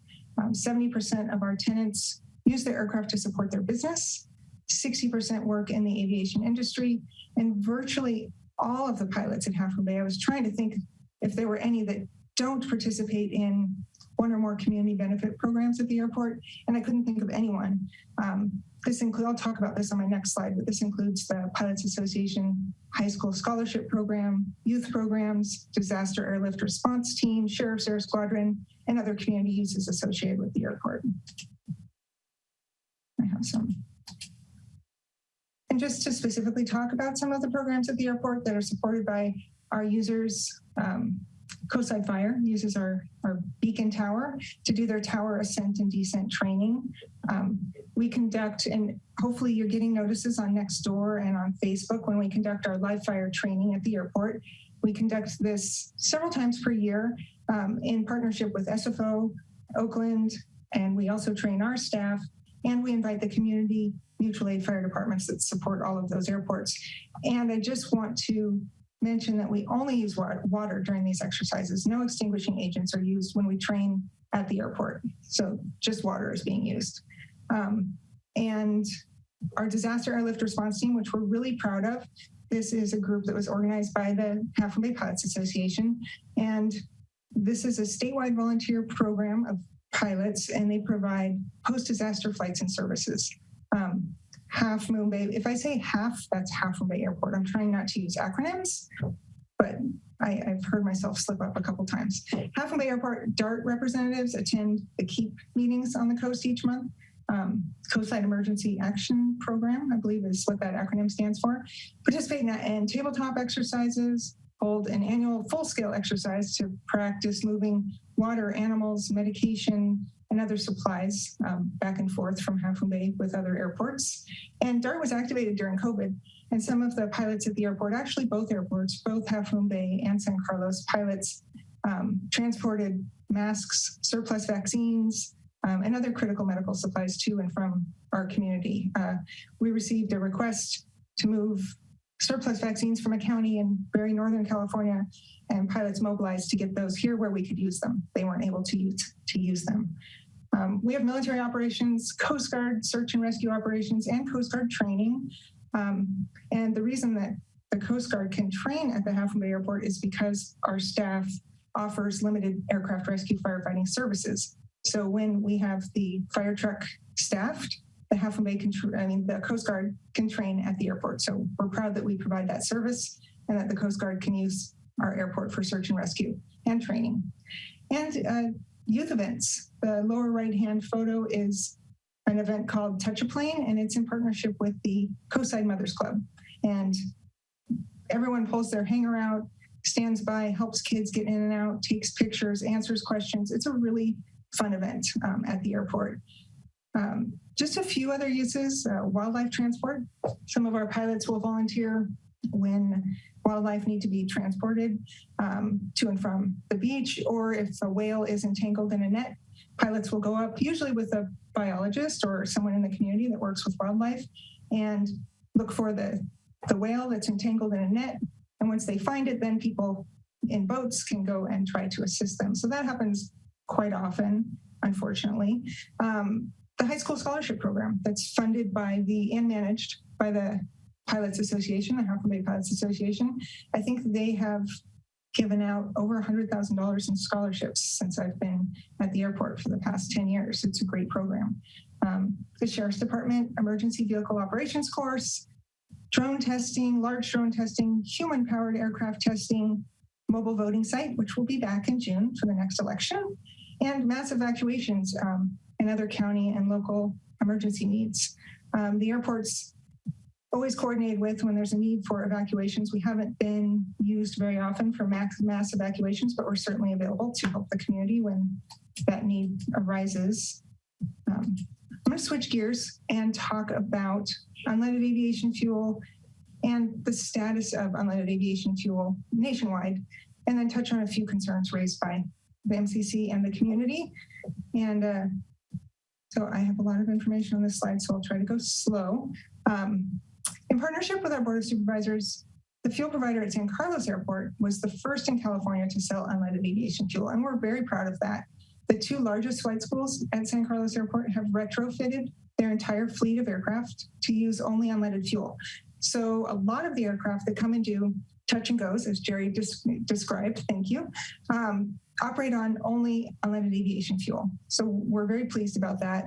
And currently about 65% of the fuel sold at San Carlos Airport is unleaded. So that's fantastic, we think. And there is currently no unleaded aviation fuel certified by the FAA for use in all aircraft. So that's kind of an important point. The FAA has committed to certifying an unleaded aviation fuel for use in all aircraft by the year 2030. We hope it doesn't take that long. Until fuel is certified for use in all aircraft and unleaded aviation fuel. What pilots have to do is apply for and obtain a certificate from the FAA to use unleaded aviation fuel in their aircraft. So that's what the flight schools at San Carlos have done, and two of them, the largest. And at San Carlos Airport, the fuel provider ensures that the pilot and the aircraft have that certificate before dispensing fuel into the aircraft. At Half Moon Bay Airport, we just sell a very low amount of fuel per year, we only offer self-serve aviation fuel to pilots. So we're currently working with our consultants and the fuel provider at San Carlos, who's incredibly helpful, to figure out how we could safely offer self-serve unleaded aviation fuel at the Half Moon Bay Airport. So we're working on options on how to do that safely to make sure that the pilots buying it can use it in their aircraft. And then just to address a couple of the issues raised by the MCC, I wanted to touch on a couple additional points. The Half Moon Bay Airport has a stormwater permit. It's from the State Water Resources Board. And we, because of our permit, we're required to test the stormwater runoff from the airport, the water runoff from the airport several times a year. So those test results are well within the normal level or acceptable level for all the things we're required to test for. And those test results are available on the State Water Resources Board website. That was a mouthful. Lead is not a requirement. It's not an element that we're required to test for as part of our permit. So we reached out to our stormwater consultant and we asked them to conduct an additional sample, take some runoff, stormwater runoff. So this is all of the stormwater that run from the entire airport that runs off into a single spot. And that is the stormwater that's tested. So we asked them, please come out, take an additional sample, send it to the lab, test it for lead. And when we get those results, we'll share that with the MCC. We should have those results in the next 2 to 3 weeks, I think. In addition, we contacted Montero Water and Sanitary District. They were so helpful. I spoke to Clemens on the phone. He spent a lot of time on the phone with me, answering my questions, providing me with documents. I got quite an interesting education. I really appreciate his time. But what Montero Water and Sanitary District told us is that they regularly test the airport wells and the water coming from the wells for lead and other things. And lead is not detectable from the airport wells. The water coming out of the wells does not have any detectable lead. So, and those results are available on the Montero Water and Sanitary District website as well. Clemens did tell me that sometimes when they test water coming out of the tap at their customers' homes, they do detect small amounts of lead, and this is due to lead plumbing in the home. So that was interesting to me. The airport is working with our county health department to collect resources for residents with concerns about lead exposure.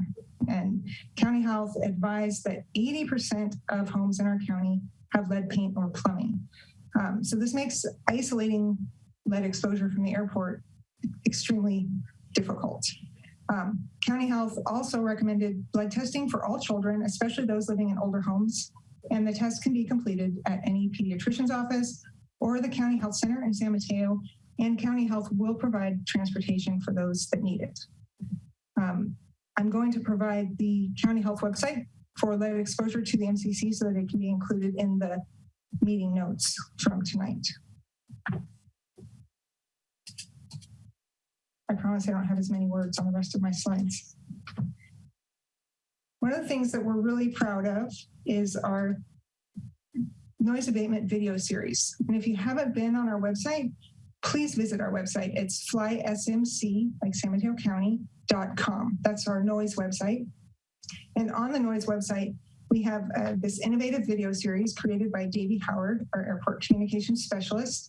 And the videos help us show visiting pilots and student pilots noise sensitive areas around the airport and landmarks to be aware of or avoid when they operate at the airport. So the point of these videos is to get this information out to pilots prior to coming to the Half Moon Bay Airport. So rather than them grabbing our noise abatement pamphlet on the ground when they get to the airport, or hearing from us after they operate the airport that they didn't comply with noise abatement, we have this video series that Davey put on our website, sent on a flash drive to every airport in probably a 200-mile radius, and continues to reach out and call and say, hey, have you seen our videos? What do you think? Do you have comments? Are you using them? Are they useful? So visiting pilots are one of the hardest demographic for us to reach about noise abatement. So we think that these videos are helpful, and we'll continue to expand our video library as we move forward. I just wanted to give while the video plays, and I don't have the sound on, it does have instructions when you play it from the website.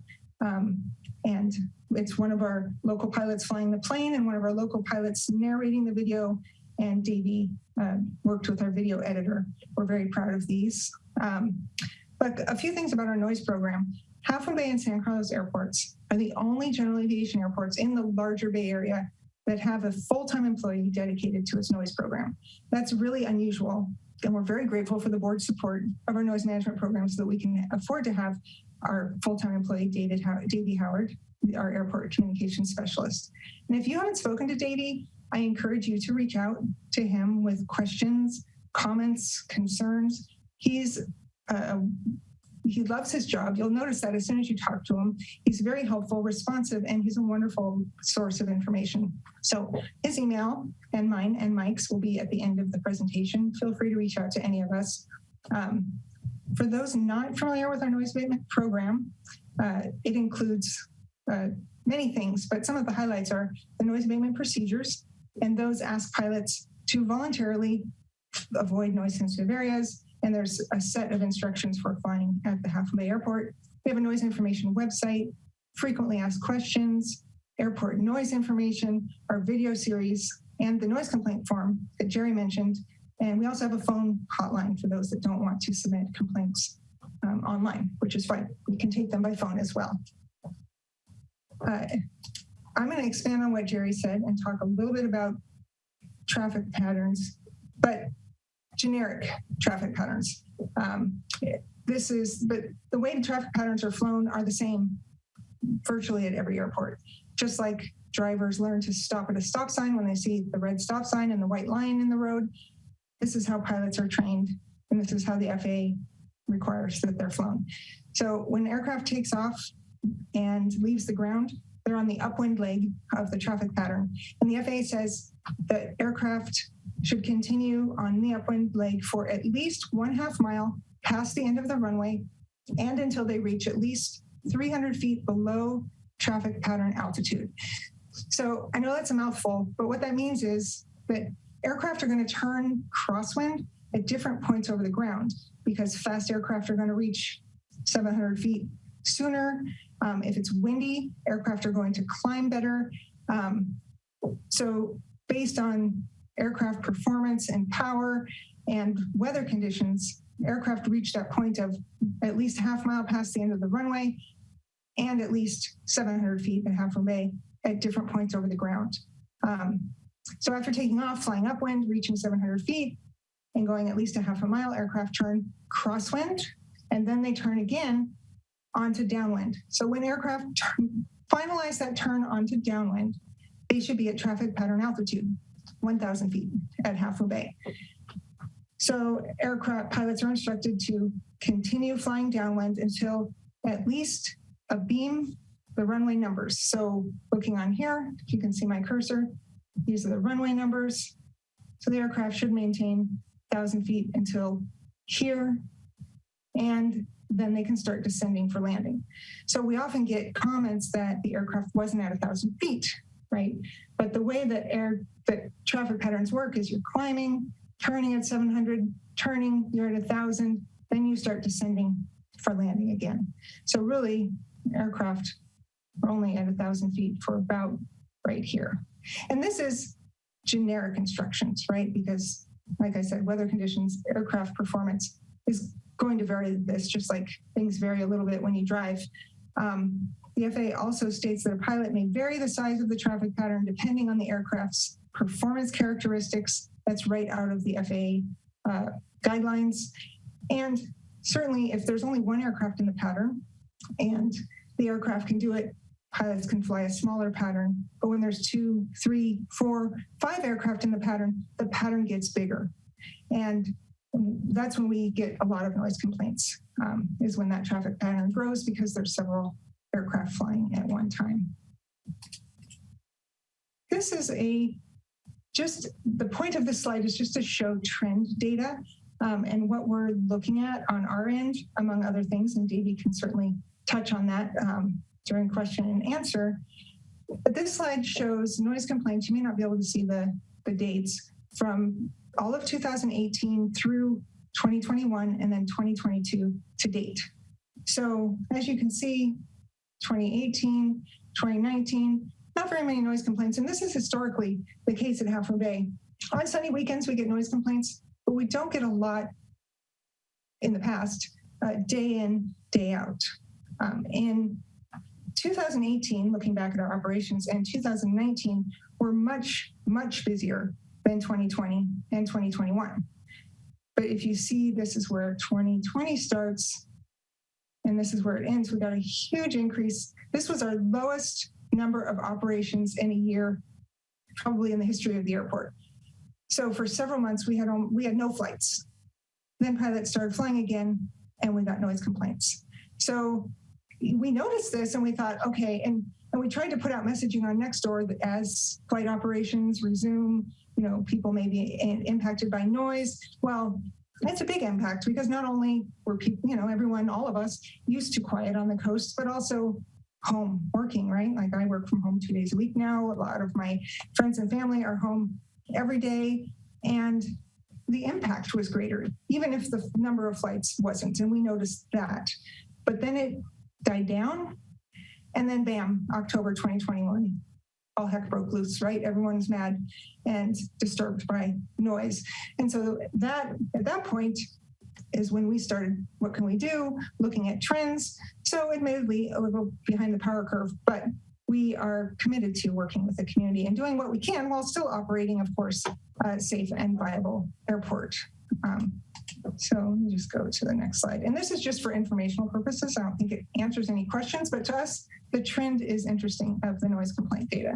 And that doesn't include number of households. That's just total noise complaints. And so it shows community concern about the airport. This shows our cyclical response to not only noise complaints, but Davey gets online daily. He uses our flight management program and he investigates flight tracks. So he'll take 4-hour blocks of time, 12-hour blocks of time, 2-hour blocks of time, just random each day, and review the flight tracks to see are people adhering with the noise abatement procedures, were there any unusual flight tracks, and he investigates those, and then he contacts the aircraft operator. So whether that's a flight school or a pilot, he reaches out and says, hey, we noticed that you were at Half Moon Bay and we have noise abatement procedures and they weren't followed. Here's a copy of your flight track and here's some information. This is what we'd like you to do next time. And please contact me if you want a flight briefing or additional information or you have any questions. And pilots are generally very responsive to those letters. And most of those go to our flight schools because it's different people flying the aircraft each flight and visiting pilots, right? And I'll see letters go out to the Air Force and I'll see to the Coast Guard. And I'm like, wow, Davey really takes this very seriously. Like nobody's immune to his outreach and requests to fly friendly. That's for sure. And then Davey also daily reviews noise complaints from both airports. So he's managing the noise program for both airports. He looks at the noise complaints and he investigates those as well, looks at the flight tracks and responds personally as much as possible. And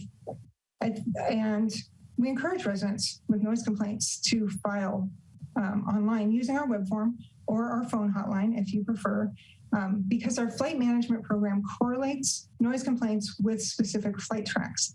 And then Davey can investigate further and provide thoughtful responses to residents. Currently, we're expanding our capabilities for flight management and flight tracking at Half Moon Bay to mirror what we have at San Carlos Airport. So some of that expansion has already started and some is still ongoing, and it will be complete by July 1st. So July 1st, we'll have even more information to share with residents that file noise complaints and additional trend data to help us figure out what's going on and what's causing the complaint. So I think Davey's going to put in the notes a link to the, if he hasn't already, the abbreviated link to our noise complaint form that you can reach online. If you haven't already visited our website, I encourage you to. It really has a lot of great information, helpful information. I mentioned previously the noise abatement procedures, an overview of our noise abatement program, and our commitment to being a good neighbor. Right? We realize that we're a part of the community and we want to be a good neighbor at both at Half Moon Bay Airport and San Carlos Airport, but that's important to all of us. Our video series, which is great for pilot training and pilot information, but they're also just beautiful videos for those of us that live in the area. And we welcome your comments your feedback, your suggestions. I mean, we're happy to partner with the community on all of these tools. An airport tour program, Davey's working on that now, and we hope to roll it out. It got stalled during COVID, but we hope to bring that back soon. If people are interested, come down, meet us, meet the Pilots Association, visit the restaurants, see our facilities, frequently asked questions. And then he also every month posts 3 months worth of operational and noise complaint data. So if people are interested in that, it's on our website. So you can find that there. We also hired a communications consultant, Aviatrix Communications, to help us effectively communicate with our airport stakeholders. So hopefully you will be seeing additional communications coming from the airport and more information coming from the airport about what we're doing and how we're trying to partner with you to reduce impacts. Our Pilots Association is very engaged. The local pilots are very committed to noise abatement and being a good neighbor. Again, they live in the community. And in general, we have Davey, our full-time employee, which is fantastic. We have, like Jerry mentioned, we've increased our messaging and changed our messaging in response to community concern. So we put out a messaging, and it was funny. It was just a few days before Jerry came to meet with us and we started partnering with him. We said, let's just try this. We put out messaging to not just our users at San Carlos Airport and Half Moon Bay Airport, but Palo Alto Airport, which we don't operate, just to be clear, but we work very well with the flight schools and the management at the Palo Alto Airport. That is owned and operated by the city of Palo Alto. And they have a noise program as well. We work with them closely. But Davey put that messaging out to Palo Alto, Hayward, Reed Hillview, Livermore, Watsonville, San Martin Airport, Hayward, everywhere he could find all of the operators, PG&E and Coast Guard, Air Force, National Guard at Moffett. He can tell you where else he sent it, but not just once, but continuously getting this information out to users. And we've seen flight schools and users adhering to our request for 5 or fewer touch and goes at Half Moon Bay Airport. And we've heard some feedback from community members that is helping. The other thing that we're doing is evaluating feedback from our users, right? We want to make sure that our new messaging isn't impacting our users negatively, the flight schools, or especially the tenants at Half Moon Bay. So we've started to get some feedback from them, and we want to work with the community and get your feedback, work with our users, get their feedback, and then figure out the best messaging to reduce noise. And like I said before, still operate a safe and viable airport. So that is the balance that we're working on currently. And we do appreciate the partnership from the MCC and the community. I have our web address there, website address. This is our noise information website, flysmc.com.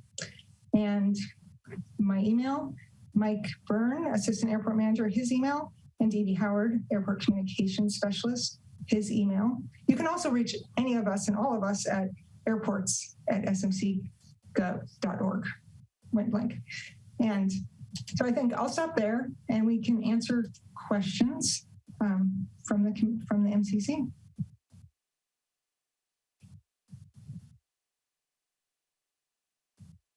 I'm on mute. So thank you, Gretchen. That was a wealth of information. And I would encourage everybody to look at the chat. There's a lot of information in chat as well. The most important thing here tonight, I think, is to make sure that the community has a chance to ask questions and to make comments. So I'm going to start with public comment and then go to the council after public comment. For when I call on you, please finish what you have to say or ask in 2 minutes. You can come back again if you still have something else that hasn't been finished, but we'll start with 2 minutes. And the first person with their hand up is Deborah Lardy.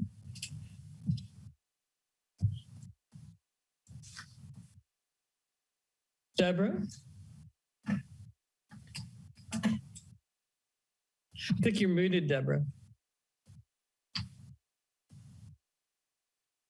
Okay. Hi, everyone. Thanks for the presentation. I really appreciate it. And also the opportunity to communicate with airport management. It's really great that we're having this. I have been watching airport traffic for some time now. And living in Montara, we sometimes get flights overhead here literally all day long. And Flight 24 was a real game changer because prior to the last couple of years, we had no way to identify the tail numbers, which might be a reason that you're getting more complaints, because that enabled residents here to actually know who's flying the plane. Before that, it was very frustrating because there literally was no way to identify the pilots and no way to report what was going on.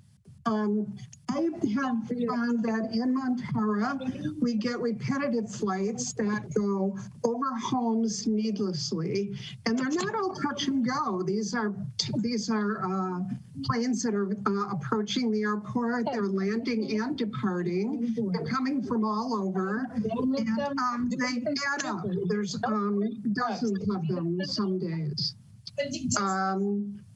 So I haven't had the experience that my complaints have done doing anything. I don't get replies to them, and I'm not aware of what's happening with my complaints, if anything. The noise abatement procedures direct pilots to fly over the water, but they don't do that. They fly down the coast, over the homes, and they frequently turn over homes in Montara. So I would like to know what the airport is going to do about these flights that are flying over homes when they're being directed to fly over the water by the noise abatement procedure, because these are blatant violations of the noise abatement procedures. And it's having a very negative impact on the quality of life and the health here of the residents. So thank you. I'd appreciate a response to that. And these are pilots that are using the airport to approach and depart from the airport. They're not just flights in the air that would be under the jurisdiction of the FAA. Is there, you want to get a response? Yeah, I'll take that one. Hi, Deborah. It's Davey. Hi. And you and I've talked about this, these things ad nauseum at some point, but the thing is, with a lot of these noise abatement so-called violations, the system is made. We get stuck because it's a voluntary system. It's voluntary noise abatement procedures, and they are not in violation of the noise abatement procedures because of what the noise abatement procedures are voluntary on the pilot's part. So that's why it makes it so tough for us to be able to enforce anything, because we don't have any enforcement authority. We just work with the pilots and the flight schools to get them to comply. And to tell you the truth, ever since Jerry and some of the flight schools have decided to work with us with the 3 to 5 approaches to the airport, during my daily flight track reviews, I've noticed that over the last, I'd say, month or so now, we're getting fewer and fewer of those 10 and 15 and 20 circuits, and people are doing only 4 or 5, approaches before they head back to their respective airports. Of course, we would like to see, it be as little as possible for you guys, because we want that.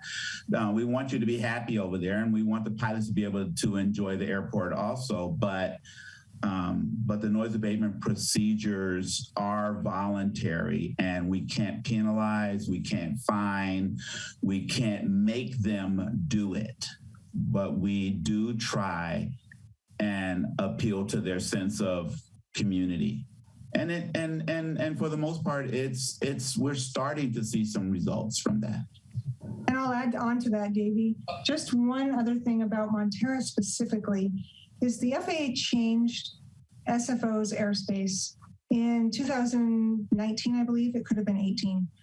But there was significant changes to the 30 miles of airspace that surrounds San Francisco International Airport. And Half Moon Bay Airport and San Carlos Airport live below that Class Bravo airspace, it's called.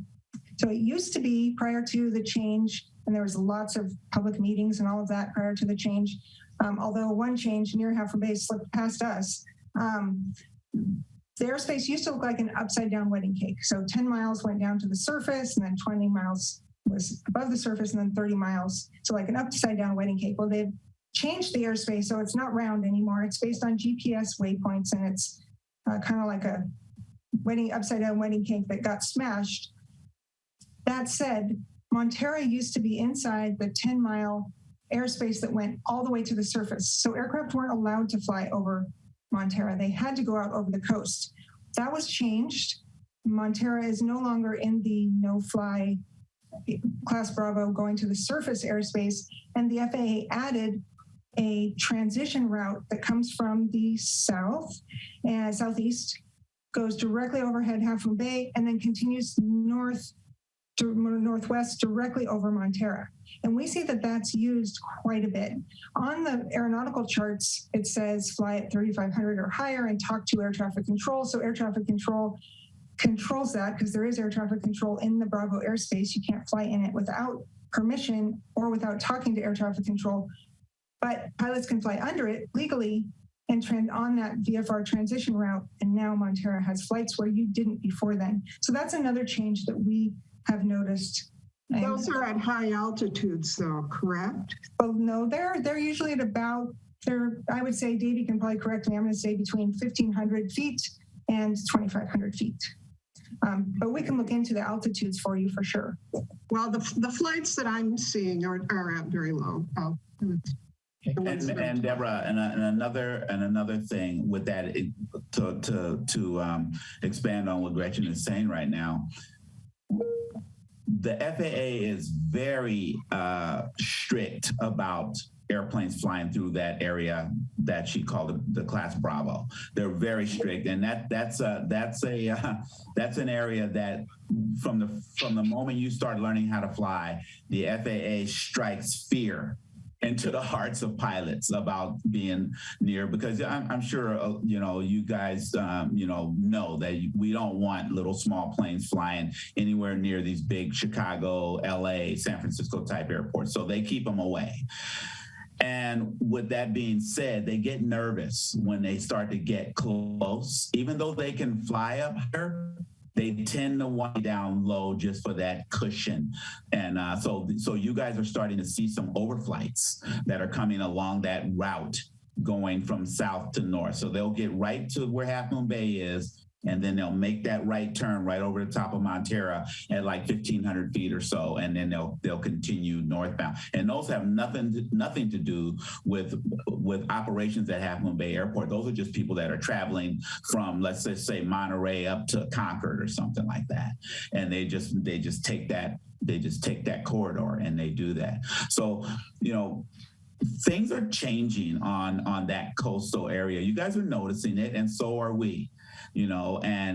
But what we are committed to, and I mean totally committed to, is working with you guys to try to find a viable solution to try and help mitigate some of this. And I've actually been talking to, I used to work for the FAA. I've been talking to some of my contacts about what we can do to try and help mitigate with some of this stuff. And so I'm gonna start to get a little bit more involved in what's going on with some of their meetings and talks too.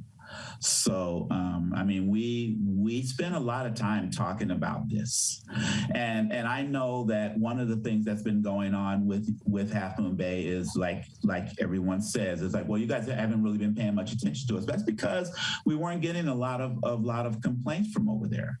But since we have expanded the program, and it doesn't happen overnight, but we're working on it right now. And like Gretchen said, we're working on expanding the data that we we collect to mirror that of San Carlos. That way we can get a hold of airplanes that are from these destination airports that just come there, do touch and goes, and then go back to Monterey or Watsonville or something, and they just disappear into the, into the day, and we never know who it is. Well, pretty soon we're going to start being able to trace down where they are and what they're doing, and be able to, do the same thing that we do with the San Carlos pilot. So I hope you can allow us to continue to work with that system and try and see what we can do.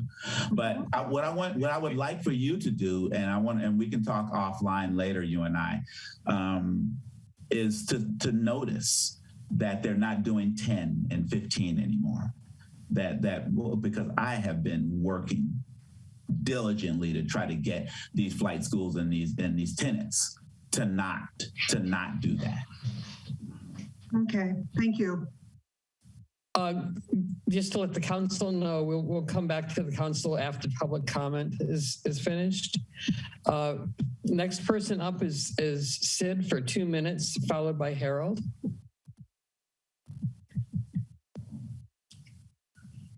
Sid? I'm trying to find my unmute. Sorry, I'm still on my cell phone. I don't know if Davey or Gretchen want to write down my questions since I'm only getting 2 minutes. It seemed like a lot longer than 2 minutes on the last person. But here's one of my questions. You keep referring to it as the legacy name, and it's now been renamed by the county the Eddie Andrini Senior Airfield.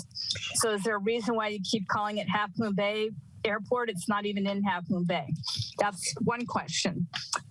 Second, you mentioned it's a enterprise funding type situation, but somebody recently during the chat said that they don't charge for touch and goes. So all the flight schools that come over to our area, even from out of the county in Palo Alto, and they fly their students over here to, touch and go. I don't know why you're not charging them per landing or per touch and go, and that way you could be making a little more money. And maybe it would, if it's, cost prohibitive, they'd fly somewhere else, like in Palo Alto, around that airport. Okay, that's your 2 questions. You can come back for another 2. No, you said I had 2 minutes. I'm writing down. Hopefully she can write down the questions. Minutes. What? So you just had 2 minutes. You can come back for one if you want to. Maybe you can get your questions answered now. Sure, I'll quickly respond to both of those. Thank you, Sid. You're correct. The name of the airport, it was renamed during my time here, is the Eddie Andrini Senior Airfield at the Half Moon Bay Airport. And we all knew and loved Eddie Senior, and we are proud of that name change. Just because it's a mouthful, I don't use it, but it's often referred to as Andrini Field. But the full name is Eddie Andrini Senior Airfield at the Half Moon Bay Airport. So thank you for pointing that out, Sid. I will include that in my future presentations, at least the abbreviated name. And we do charge landing fees at both the San Carlos and Half Moon Bay airports, but only for charter aircraft. So, and that went to the board, and I'm happy to share the reasoning that is in the board memo when we considered that several years ago, and share that with you, Sid, and the MCC board if you're interested. Do you think it'd be possible for me to call you and answer, you can answer the rest of my questions since I was cut off? Absolutely. All right, thank you. Harold next, followed by Matt. Yeah, hi, good evening. Thank you for the presentation, very insightful. So I'm a resident of the coast side, and I speak as a private citizen and not for a group or organization. So we all read the recent announcement.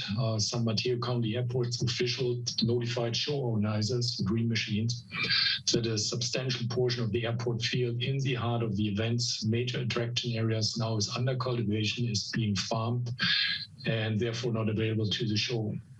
So when you go on Google Earth, it shows the extent of the farming on the airport field, but you can also see it pretty well from Highway 1 and the Pillar Point Bluffs. So we heard already about the history, but just to recap of the history of the airport. So it was used during World War II by the military. It was extensively used for drag racing, was well known beyond California during the 50s and 60s. So we had about 15 years of drag racing on the airport field. It hosted the annual Dream Machines, and I looked it up. So we had 29 events, and the last event had 2,000 vehicles, planes, all kinds of engines on the airport field. And that's on the runways and then also on the field. So we saw the picture today about the regular live fire training exercise, and it's great to hear that they use only water now, but that was not the case years ago. So firefighting foam contains numerous highly toxic chemicals known as forever chemicals.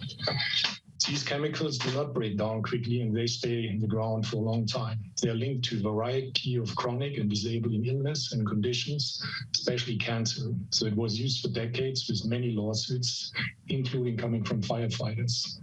And you can Google that. And we know the airport has been used and is used for decades by airplanes with F-gas, which is basically lead fuel, spraying lead on the airport field and residential neighborhoods, including Princeton, El Granada, Moss Beach, and Montera.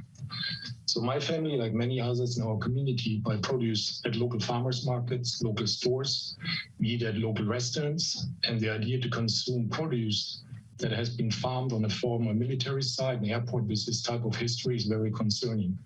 So my question for the airport management is, has San Mateo County or airport management done any soil testing, besides of the stormwater testing, what we heard, for TPH, PCPs, asbestos, pesticides, PFOS, PFAS, etc., before you get green light to farm on the airport field?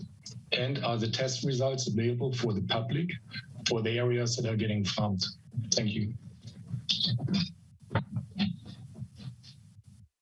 So, Harold, I didn't get all of the items that you asked about for testing, but I'd like to get that from you. So I can reach out, or if you can send me an email, my email address is gkelly, GKELLY, at smcgov.org. I will get you an answer because I don't know about past testing. I know that during my time here, we're using water for training, and the firefighting agent that we use is green. It doesn't contain the, I'm going to use the wrong acronym, but PFOA. And so it's a green foam. We're experimenting with it. It's conditionally approved by the FAA. So that's what we use during actual emergencies, which we haven't, knock on wood, had recently, and water only during training, not even the green foam during training. And I can get back to you. Just one thing about the farmer at the airport, the farmers, because I feel so bad that they've gotten caught in the crossfire of these issues, is the farmer's been at the airport and has been farmer. It's a father-son team. They live on the coast and they farm only on the coast. They've been at the airport since 1995, farming at the airport. They do dry farming only, and they also have volunteered for the past 30 years with Dream Machines, and they prepare the field every year for the event at no cost to the event. So they roll the fields and mow the fields and prepare them for event activities and vehicle parking.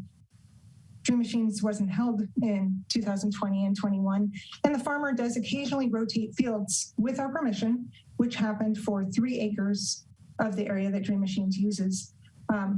We did offer Dream Machines a different 3 acres and to help with revising the layout, but that didn't work for their plans for 2022.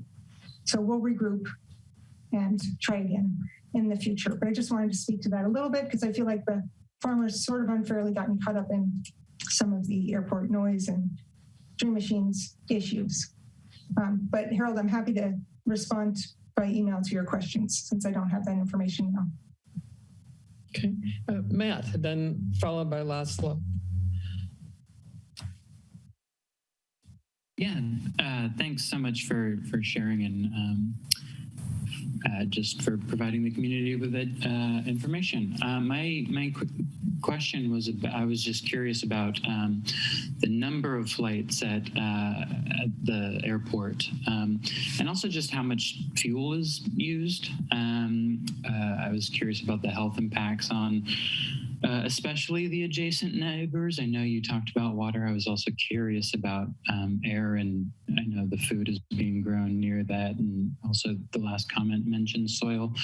So I was curious about that, if there was any attention to offsetting that. I was happy to hear about the community programs, and there's been a lot of talk about nature-based solutions. So I was just curious about Half Moon Bay's airport's approach to addressing the sustainability issues that the fuel use seemed to exacerbate, and that included the dream machines as well. So if anybody had comments on that, I'd be curious to hear. Absolutely. And Mike is going to correct me if I say this wrong, but we have a 12,000 gallon tank, which accepts 10,000 gallons of aviation fuel at a time. And I believe we sell 1 tank load of fuel a year. So we usually order fuel and accept a load of fuel about once a year, versus San Carlos Airport. I think they're here twice a week delivering fuel. So it's really a low volume of fuel for airports. We are concerned about lead, and we truly, I haven't spoken to anyone in aviation that doesn't want an aviation fuel to be approved that can be used in all aircraft. I think everyone wants to get rid of lead. That said, we don't sell a lot of fuel at Half Moon Bay, and we are investigating options for offering unleaded fuel, or at least, or offering incentives to use unleaded aviation fuel at Half Moon Bay. We don't have a lot of information about that yet, but we are definitely working on it. Okay. Laszlo, followed by Andrew.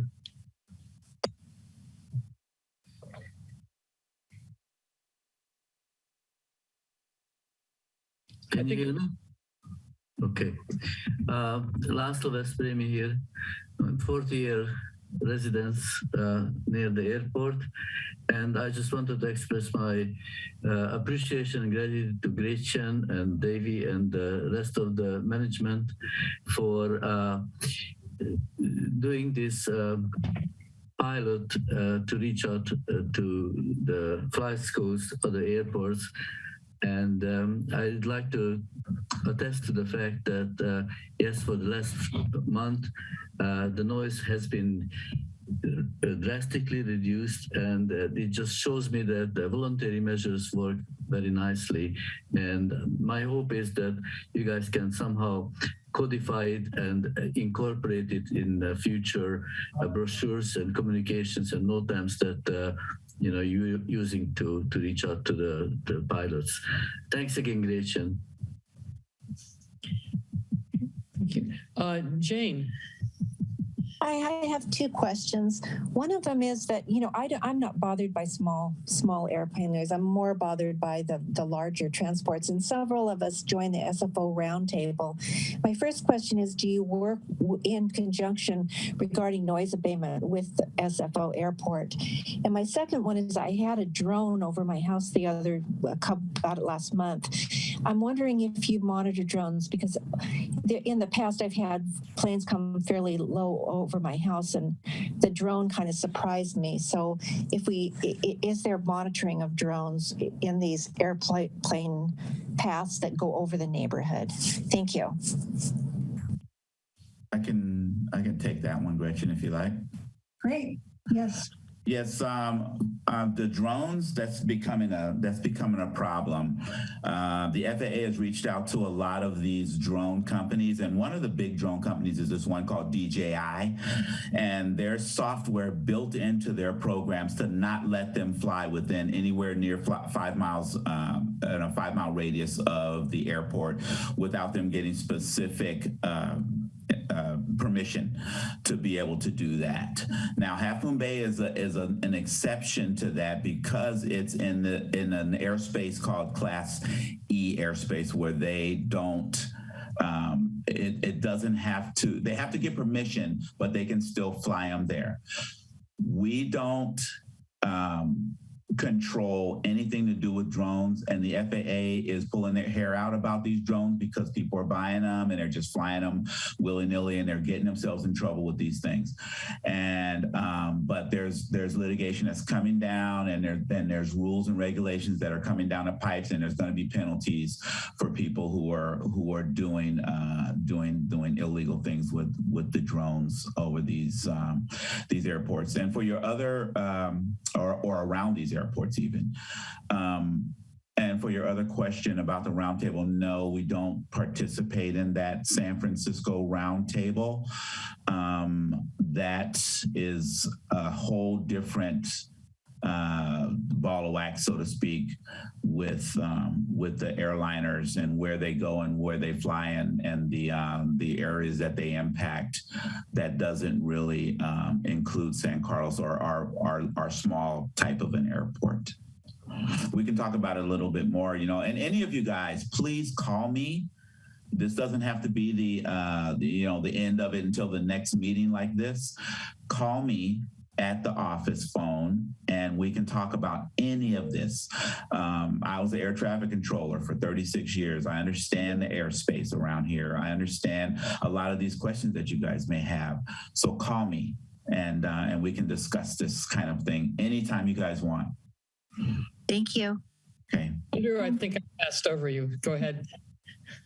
No worries. And yeah, I want to reiterate that just thank you, Gretchen and team, and Jerry for all the work and being so open about this. And I, living in Moss Beach near the airport, like I definitely appreciate it and noticed that, the traffic has slowed.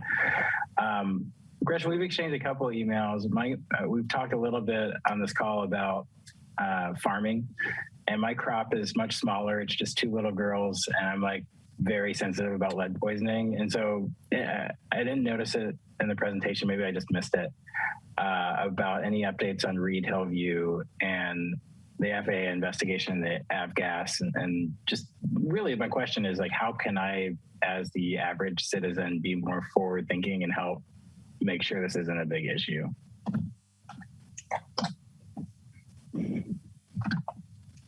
Sorry, I was on mute there. And it's nice to see your face after corresponding to your email. It's nice to see all these faces of people that I haven't yet met in person. Some I've certainly met. Like Laszlo, thank you for your comments.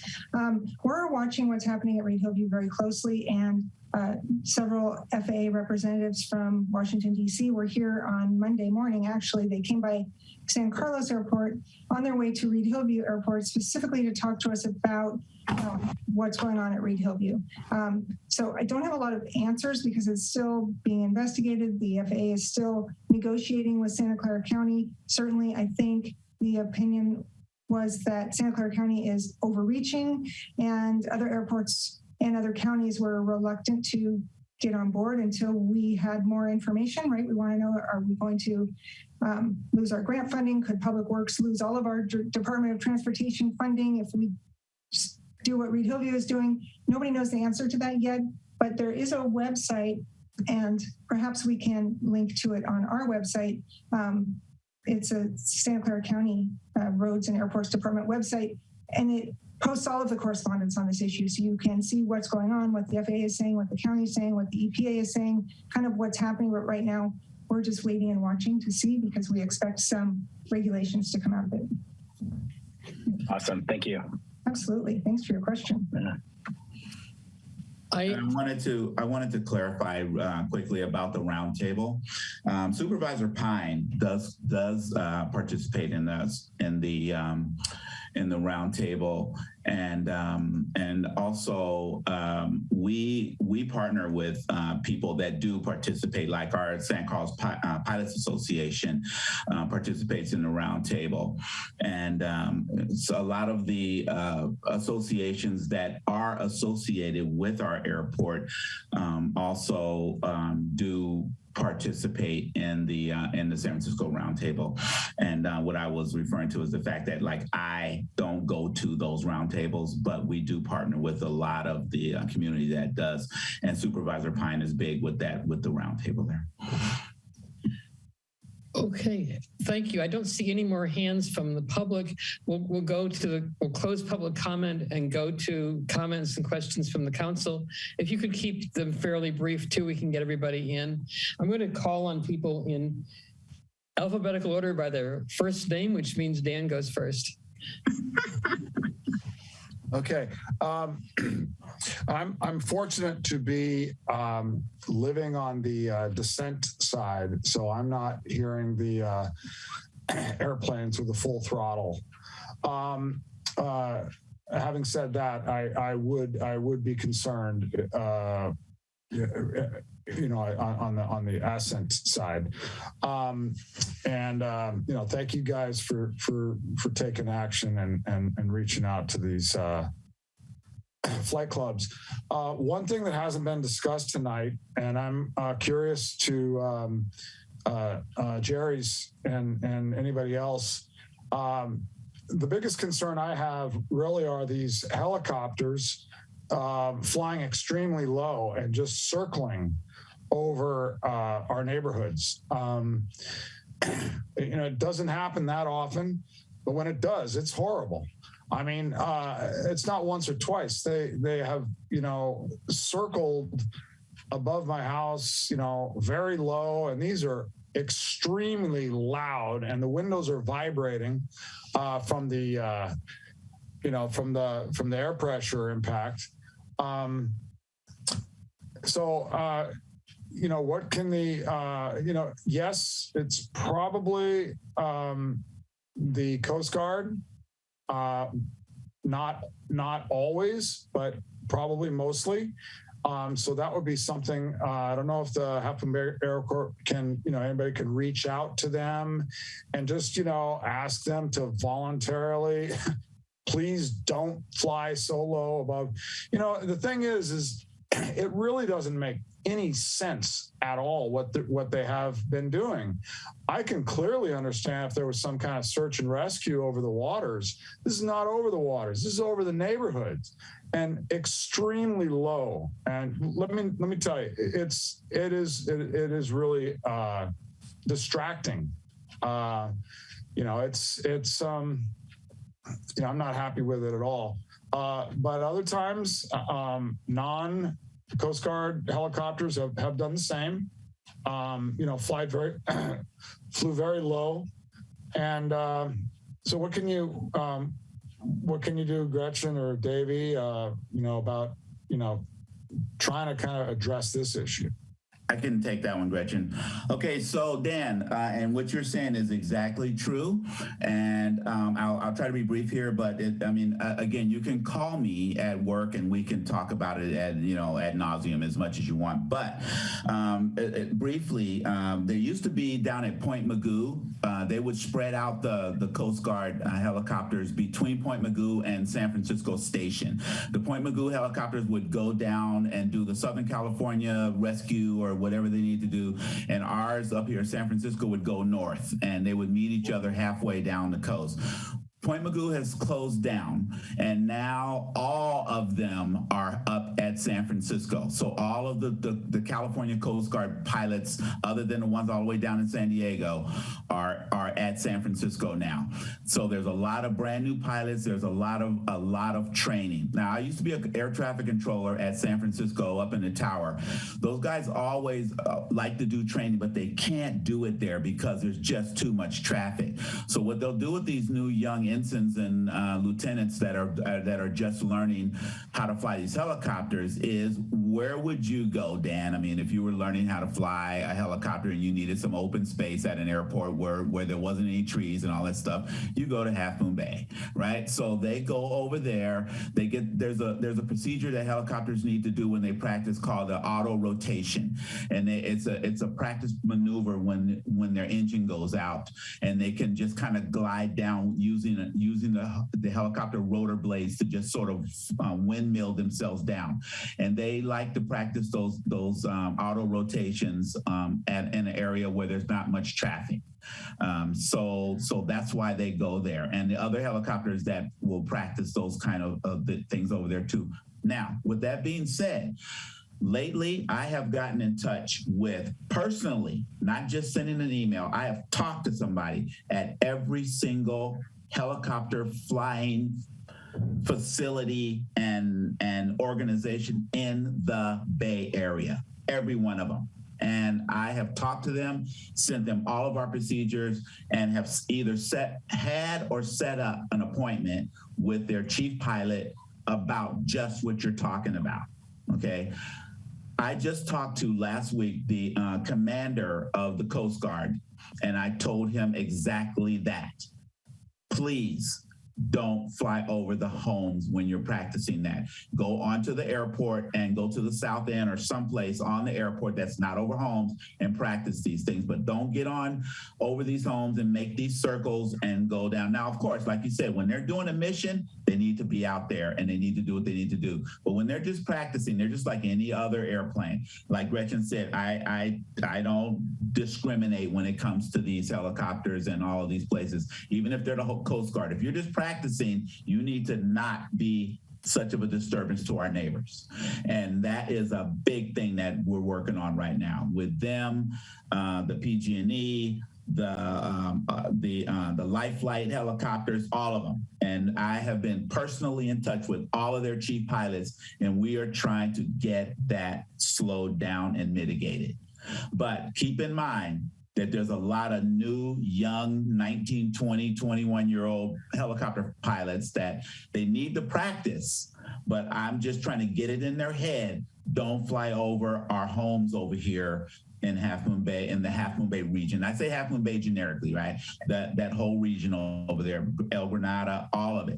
If you want to practice those auto rotations, go onto the airport and do it from there. Or over the water, right? No, they can't. No, they can't do it over the water. It's a situation where they're turning the power off and gliding down as though they lost power, and then they come and settle down and land onto the ground. Well, so that's what they're doing. Well, we're not. Maybe we're talking about two separate things. But the circling thing, right? I mean, I have experienced. Circles and circles for 20 minutes. Over my neighborhood. And those are just them practicing their scenario.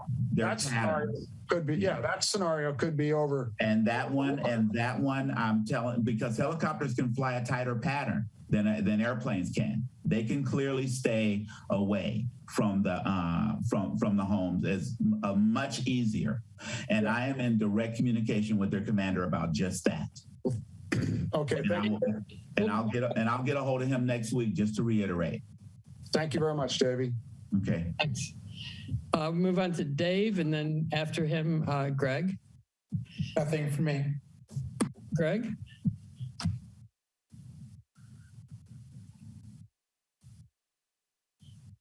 I think you're muted. Muted. And it was a brilliant introduction, too. I think we ought to accept good news. And thanks to Gretchen and Davey for coming and, facing this music here. I also want to thank Jerry and Laszlo and Steve Gallup and the members of that group who brought this to a head. We have had less noise. I hope it keeps up. I've also seen improved reporting.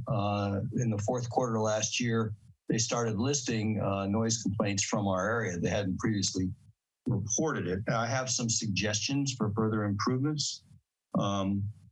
We did get a letter from the county just before the meeting about the lead. We're going to have to follow up on that. And there's some other questions that I don't think I want to take more time to bring up now. But I do want to just flag one thing. I heard something about a community room. That would be a big plus for the coast side.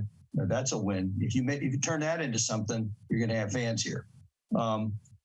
So what I'm going to suggest as process is we gather the questions that have spilled throughout this meeting and write them in a consolidated way as a council and send it to them for answers. But of course, that's up to the council and the chair. That way we could share the results with the community and people who didn't attend this meeting and who won't sit through the whole thing. We could sort of document what we got as like an extension of the minutes. The follow-up questions are, and then get the responses. What do you think? Well, we have a newsletter. We have Coastside Buzz. We have what you just suggested. We'll find a way to get this out. And we have our new communications team that's going to help us get information out more effectively, which we're excited about.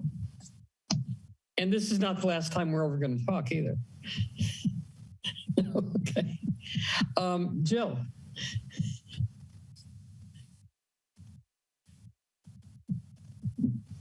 Jill, do you have any comments? I don't see her. Maybe she's, okay, we'll move on to Len then. Len is still muted. Okay. Well, I think we'll go ahead and close this item then.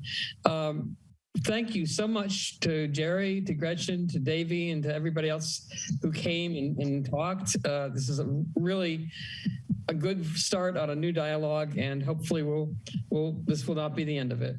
Thank you very much. Thank you for having us. So the next item on the agenda, I think the next ones are going to be brief. I'll turn it over to Dave regarding possibly moving to hybrid meetings.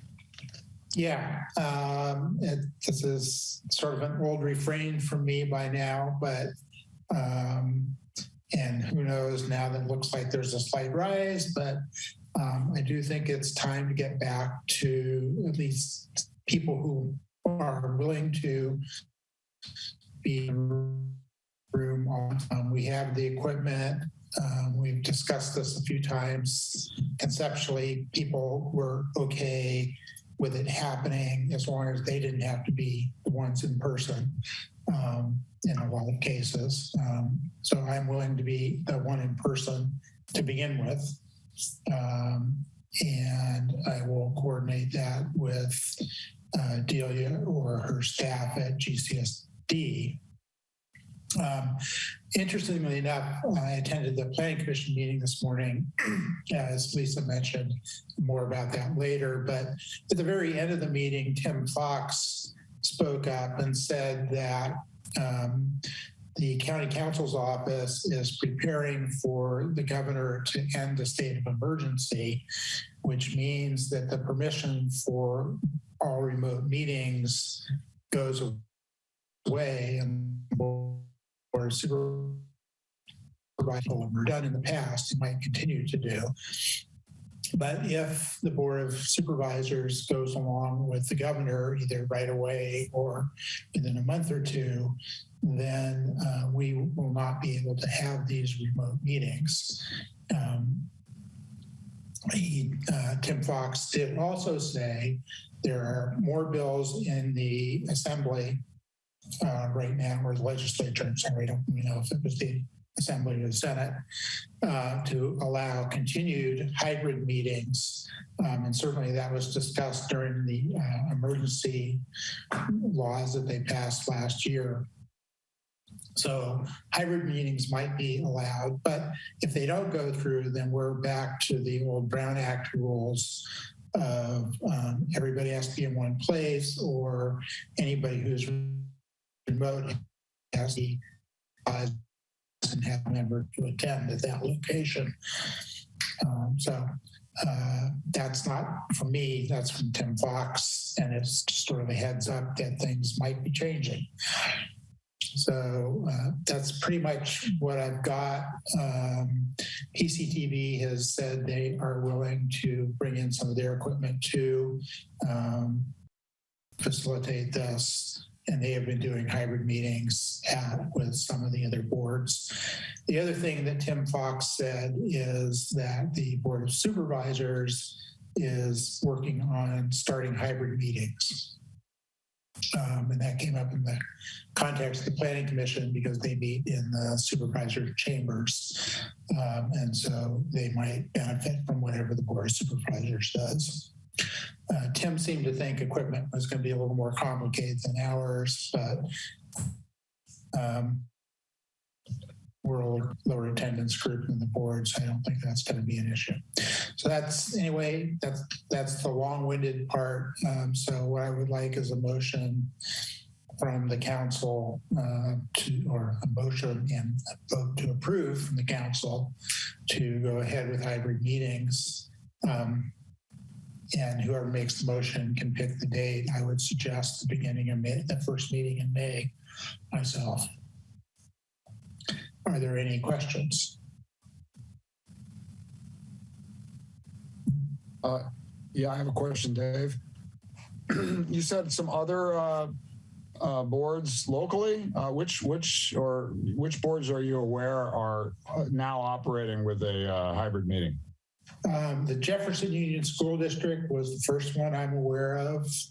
I have not tried to keep up on the full. I do that there are some boards that are back to meeting in person, and I happen to notice that the supervisor candidate forum in La Honda was live. I had expected that to be a Zoom meeting, but that was all 4 candidates and League of Women Voters all in one place. It was outdoors, but all in one place. I'll second your motion. Well, somebody has to make it. I can make it myself, but I prefer somebody else to make it. So do we have a motion? So you need a motion to go to hybrid meetings on a specific date? I think we should start with a specific date, yeah. Well, I would make a motion to test the hybrid meeting procedure at a single meeting, but not to immediately endorse, a switchover. I would back that up. All right, so I move that we. Wait. Before we do that, what is the rationale for that? Because I don't know how well it's going to work. Well, I don't know what else is going to happen to COVID. So I would much rather see a motion to go to hybrid meetings, and then if they don't work, we'll end the experiment, or we'll figure out how to fix it. I would much rather be optimistic than pessimistic, in other words. Well, make the motion then. Well, it's my agenda item. I prefer somebody else make it. But I'll make a motion that we start with hybrid meetings on the first meeting in May. Subject to review. Well, I think that comes with a start, right? Yeah. We need a second. So I'd like to continue discussion. Well, we need a second. Continue discussion. Who seconded it? I seconded Barbara's made. Okay, I made the motion. Who seconded? Yeah, so Dan wanted to continue discussion. Go ahead. So can you explain how you think it would, play out? Would we be, I don't know, GCSD must have some equipment in their office now. They don't, but we bought the equipment way back. I think it was even in 2021. We authorized buying the equipment, and then COVID scooped back up, and so we never used it. So basically, we have Bluetooth speakers, we have a monitor. PCTV has an omnidirectional microphone, so the people in the room can see what's happening on Zoom on the monitor or on their own laptop, their choice. And people in the audience can see on the monitor and can speak and be heard on the omnidirectional microphone. Okay, so we have all the equipment ready, and okay. And I did a dry run with PCTV after we got the equipment. Oh, you did? Okay. Yeah. Okay, so are we ready to vote? Len, would you go ahead and call the roll? Greg Diegues? Yes. Jill Grant? No longer here. Michelle no longer here. Dan Haggerty? You know, I don't want to rush this. I'm open, but I'm going to say no for now. Dave Olson? Yes. I'm yes. Claire? Yes. And Dave? Yes. Said yes. Okay, so we have, with 2 absences, 4 votes yes and 1 vote no. Okay, good, thank you. The next item is the one that we added onto the agenda. And the basic backstory on this is that the county, following the 2020 census, has required everybody that has in their jurisdiction to submit a detailed description of what their territory entails, like what their boundaries are. What they have asked us for is something extremely elaborate, extremely expensive, extremely time consuming. And I basically told them we can't do it. And we got Tim Fox involved, who came up with a workaround for this. And what the workaround is simply a statement of what our boundaries are. And if you could put that up there for me, please. I think is that what you got up here now? It is. Okay, it's just a simple statement that our boundaries have not changed, that they are what they are. And supposedly this will suffice and we'll be able to have our elections in November as planned. So I'm just asking for a vote to approve sending this letter to the elections office. I will so move. I will so second. Any discussion on this? Yes. So since we're bringing this up, I think it's important that we identify exactly the boundaries. Just go through the motion and just clearly delineate. Although kind of doesn't make sense that this has even come up. So this is why I'm a little,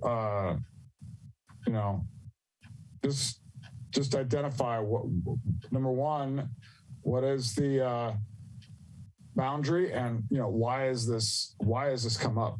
I didn't say, when I said our boundaries are what they are, that isn't what's in the memo. If you read what's on the screen, it does say what the boundaries are. Where I can't read. You want me to read it to you? Except it's not there anymore. Something went wrong. Okay. Midcoast community. Pardon me? It should still be showing. I've got it back. It came back. There's some cowboy here or something. The Midcoast Community Council is reporting to the County Elections Department that the MCC boundaries and precincts have not changed. Our eastern boundary is the ridge line running south from Montera Mountain. Our western boundary is the Pacific Ocean. Our northern and southern boundaries are the city limits of Pacifica and Half Moon Bay, respectively. And our jurisdictional boundaries include the unincorporated communities of Montera, Moss Beach, El Granada, Miramar, and Princeton. PMAC has been trying to do this without using software and consultants. They've spent 80 hours in the last couple of days trying to draw pictures of Pescadero. I think this is a much better solution, and I hope it works. Yeah, that's fine. Me. Okay, I'm ready for a vote. Okay. Could you call the roll, please, Lynn? Hold on. Yeah, just a second. Greg Diegas? Yes. Dan Haggerty? Yes. Dave Olson? Yes. Claire Toutant? Yes. I'm yes. Jill and Michelle are absent. Okay. So it passes 4-0. Thank you. I'm very much hoping that this takes care of it. I guess the next thing is the minutes that were pulled earlier. Dave, you had comments? Yes. So not to be doing too nitpicky, but there are some misspellings of names. I think there is a misspelling of a couple words like cancellation. And I wanted to say that I would strongly prefer that in the future that members of the public or presenters who speak are identified by their full name where we have it, rather than just their first name. For all subsequent references is fine from my perspective. And you're going to know that Sid is Carlisle Ann Young. So I wanted to say that and request that be changed. So what I propose and the errors that I'm speaking of were sent to Len in email. So I want to propose that since they are simple typographical changes, after making these remarks, that in the interest of catching up, that we go ahead and approve these minutes once Len makes those, and Len will make the corrections and we'll post the corrected versions without the draft watermark. If that's acceptable to other people. I don't know if other people had concerns about the minutes or not.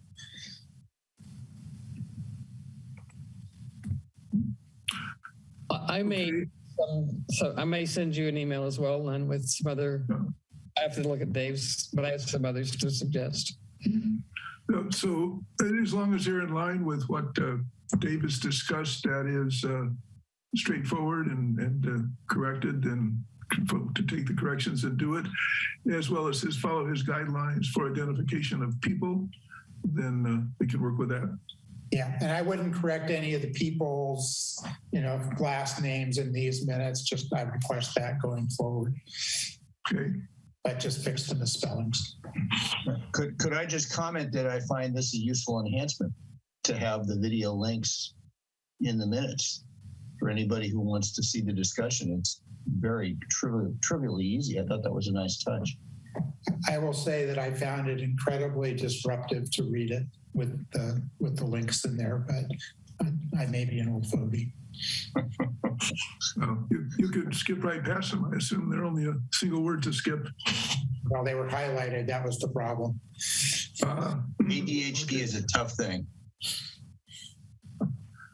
Anyway, so I will move that we approve the minutes with the typo corrected. Second. Okay. Can you call the roll on that one? Calling the roll. Claire Toutant. Yes. Greg Diegas. Yes. Dan Haggerty. Yes. Dave Olson. Yes. Myself, yes. Michelle and Jill are absent. Thanks, everybody. Okay, it's 9:41. We'll move on to council activity. So if you don't mind, I'll go first. So in addition to the other comments that Lisa and I have made about the question, Steve Monowitz gave a heads up on what's coming up at the next meeting. He's got Connect the Coast side. He's got the AmeriGas facility that's had permitting issues right next to Pillar Ridge. Boy, I can't even remember everything else. And he has new employees. And in fact, we got a referral from one of them today, Sam Becker. He's a new employee. So hopefully that will help them catch up with things and not miss minor mistakes. I would like, well, let me rephrase that.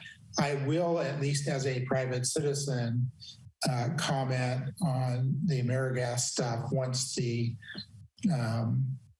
staff report comes out, but we will not have a chance to do that because it's 2 weeks, so we don't meet before then.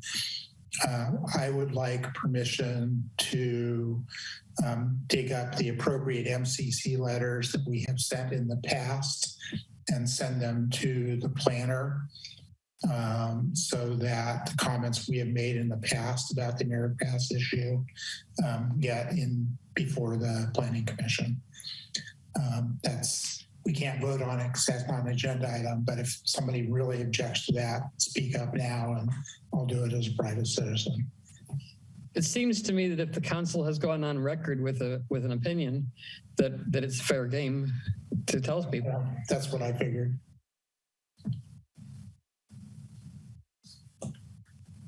Okay, Len. Yes, one note on the Connected Coast side. So we have already considered a final note on that and rejected that. Basically that we were done with comments. As an individual, I plan to speak at the meeting to give a little outline of the history of the planning process for the highways. That's all I wanted to say on that point. At the last meeting, we got into a discussion of the projects the Caltrans project going on, and particularly the multi-asset project. There was a meeting since our last two meetings, actually, since our last meeting that Greg and I attended. The first one was to give an overview of the project and basically background information. The next concrete step with the project is to circulate a draft environmental document, which will both be circulated for a 30-day comment period, and they plan to make a presentation to the public on that sometime in May. So that's when that's coming up. In the meeting that we attended, the two things, and Greg will talk after me, he may have additional thoughts. The two things that came up that were particularly notable, one was that there are several variable message signs within this project that is separate from the project that we discussed last year. The second is that it's been pointed out to them by different sources that there is interest in the Surfers Beach to have a mid-block crossing considered there. And Caltrans said they were open to doing a study for a mid-block crossing at Surfers Beach, but they would need certain assurances from the county in terms of what would happen if we went ahead. So in discussing that, there was a consideration of bringing that forward as a letter to this meeting, but there was not time to do that. And the decision will be basically driven by whether the county sends a letter to Caltrans about this and how they reply. I will make comment as an individual to Caltrans and to the county people on this matter. I find it's an opportunity that's of value to explore. So that's my reason for doing it. I think it's also helpful to get more Caltrans examination of this area. As far as a variable message sign, they had another meeting today that Greg and I attended. I'm not completely sure. I've had some comments about it, but I'm really not prepared to present anything on that to give more information. And Claire has asked that we give an update on the Moss Beach area and probably the project overall at the next meeting. I don't know whether there'll be anything at that point to bring forward for a letter. We'll know that before that time, but I think it would be helpful for the council to hear some of the details there, knowing that the presentation by Caltrans for the full environmental study would come in May. Thank you. Greg? Well, I have strong concerns, and I think I'm not overreaching by saying that Half Moon Bay will as well, and even possibly Pacifica about some of the stuff they're doing. I wrote a letter as an individual 10 days ago, I think, flagging concerns after the first meeting. Today's meeting, I took 14 points worth of notes. Now, Len, are you sure when the comment deadline for the multi-asset project is? The next formal comment will be on the environmental document, and that will be circulated at some point in April for a 30-day period. Well, so I guess what I'm hearing is it's worth having immediate attention by the MCC and considering a letter on behalf of the council, because these are important and permanent changes to our environment. Well, that's what this environmental document would be for. Right, but I'm just saying, Claire, you have it, I think, drafted up for one of the upcoming meetings. Could it be the next one?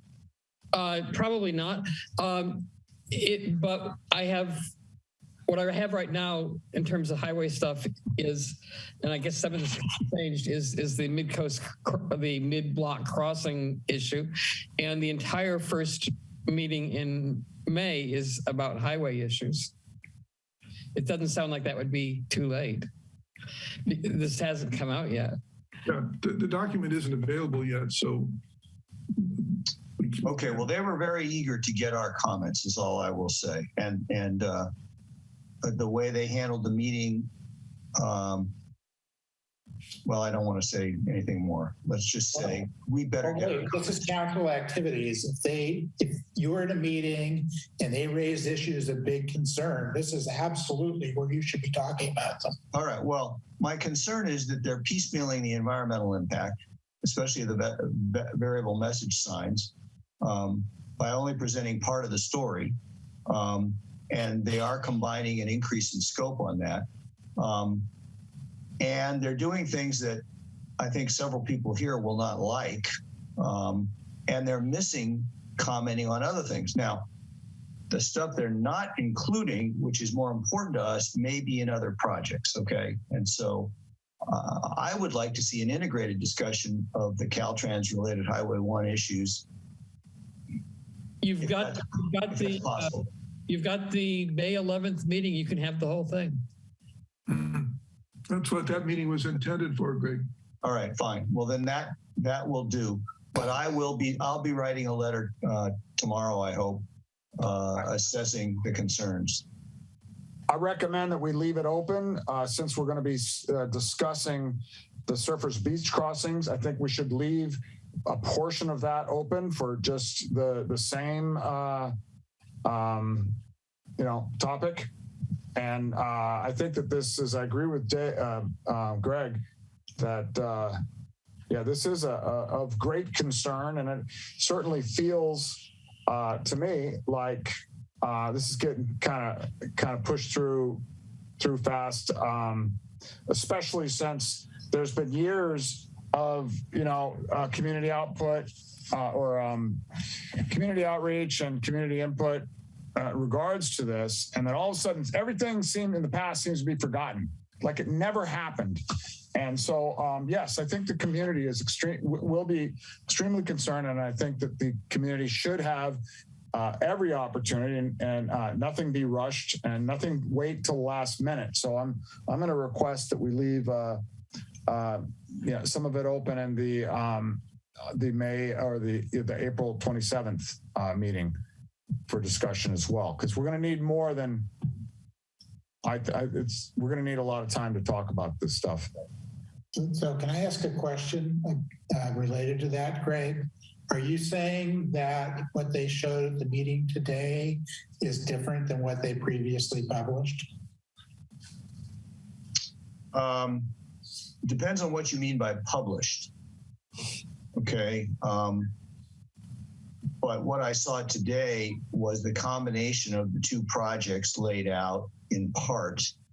And I had to leave the meeting at 3:00. So Len, you heard the rest of it, where they did talk about Surfers Beach. That's a little different too.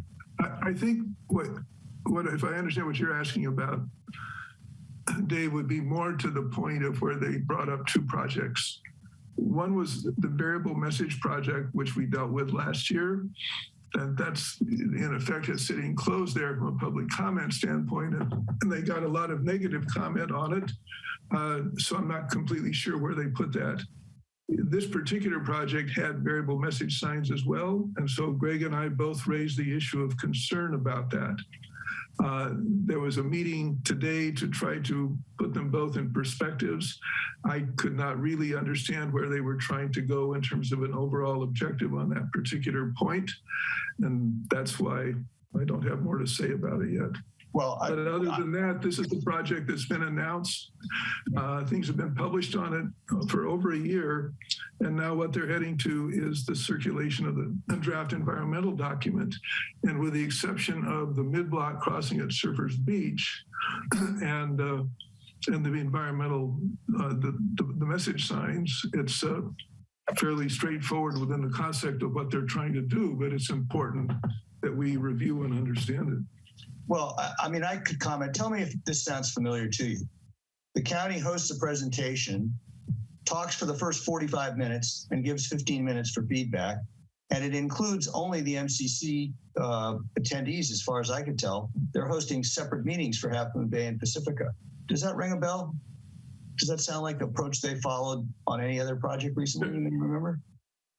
So, I mean, I view them as definitely. That's fairly common. So we're getting almost into a whole agenda discussion now. Yeah. I was just trying to clarify what the report was. It sounds there are changes from what they have presented, and we'll see those when the full draft EIR comes out. That was the question I had. Thank you. I have a question. I don't know if I got an email this afternoon. I don't know if other people got it or just me, but it's from somebody named John Seal from, I believe, Caltrans. Caltrans Associate Environmental Planner inviting me to a meeting on April 25th to talk about stewardship and sustainability of the. I really don't know. I do not know what this is about. I need to read it more carefully, but I just wondered if everybody got this or just me. No. Who's it from? From John Steele. Just you. At dot.ca.gov. John Steele. S-T-E-L-E? S-E-A-L, like a elephant seal. Oh, John Steele. It's about repair guidelines for the highway. And it's not an invitation, it's telling me an invitation will be sent to me. So it could be sent to you as a chair. I don't yet see anything that looks anything like it, so I can't comment more. So at least I know this is probably sent to me as a chair, and then we probably need to figure out what else is going on. Okay. Sure. Okay. Okay. And two things. There was a question raised in chat where all these past documents are. They're in past meeting blog postings and other postings on the website. You can also search the Caltrans site for them. And I wanted to mention that the reason Jill dropped out of the meeting is she's had to attend on her phone because of lack of internet service and her phone battery died. She had some questions for Gretchen, but she'll have to get those to Gretchen directly. Okay. I'm going to suggest you send them to me, and I try and gather the questions up and send them to the airport. Remember, we discussed this earlier. I'll write her. Yeah, we'll get in touch with her. Okay, so we're basically talking about, are there other activities? Because we're basically talking about agendas already. Len, you started off when you were giving the report that you're going to be commenting on the upcoming meeting, Connect the Coastside meeting. That's when it goes to the Planning Commission. Okay. So, which is when? The 27th of April. Okay. We have our next meeting on that date as well, so you can tell us how it went. So on activity, we also have this letter received today about the lead from the county. That kind of constitutes activity, right? I guess. Everybody got that, I think, right? I assume so. I think it makes sense to post that on the website as an update on the agenda where we approve the letter. So okay, and I think it might also make sense after we all read it to consider discussing it. Yeah, so that's a potential agenda item. And you have on the bottom of the agenda what's already scheduled, right?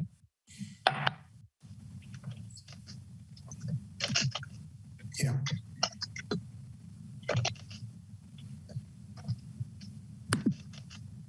So it's really, I think the meeting on the 11th is going to be really important, and we certainly can have some spillover onto the next meeting as well. So I'm counting on you guys to put something together that we can spend enough time on to really make a difference, which I'm sure you will. Yes, we will. Okay, are we ready to adjourn? We adjourn. Can we just say, can we just say, does anybody object? No, because we're online, and we discussed this like every week, and it takes. No, we didn't really discuss it. Tim Fox said the way they passed the act, we have to do it this way. Okay, because I hear other boards do it differently. That's all right. Let's just go ahead. Dave, would you stay on for 30 seconds with me after this? After we Happy to. Anyway, okay. I'll second it. Motion to adjourn is on the table. Claire? Yes. Greg? Yes. Myself, yes. Dan? Yes. Dave? Yes. 5-0 passes, 2 people absent. Good night, everyone. All right.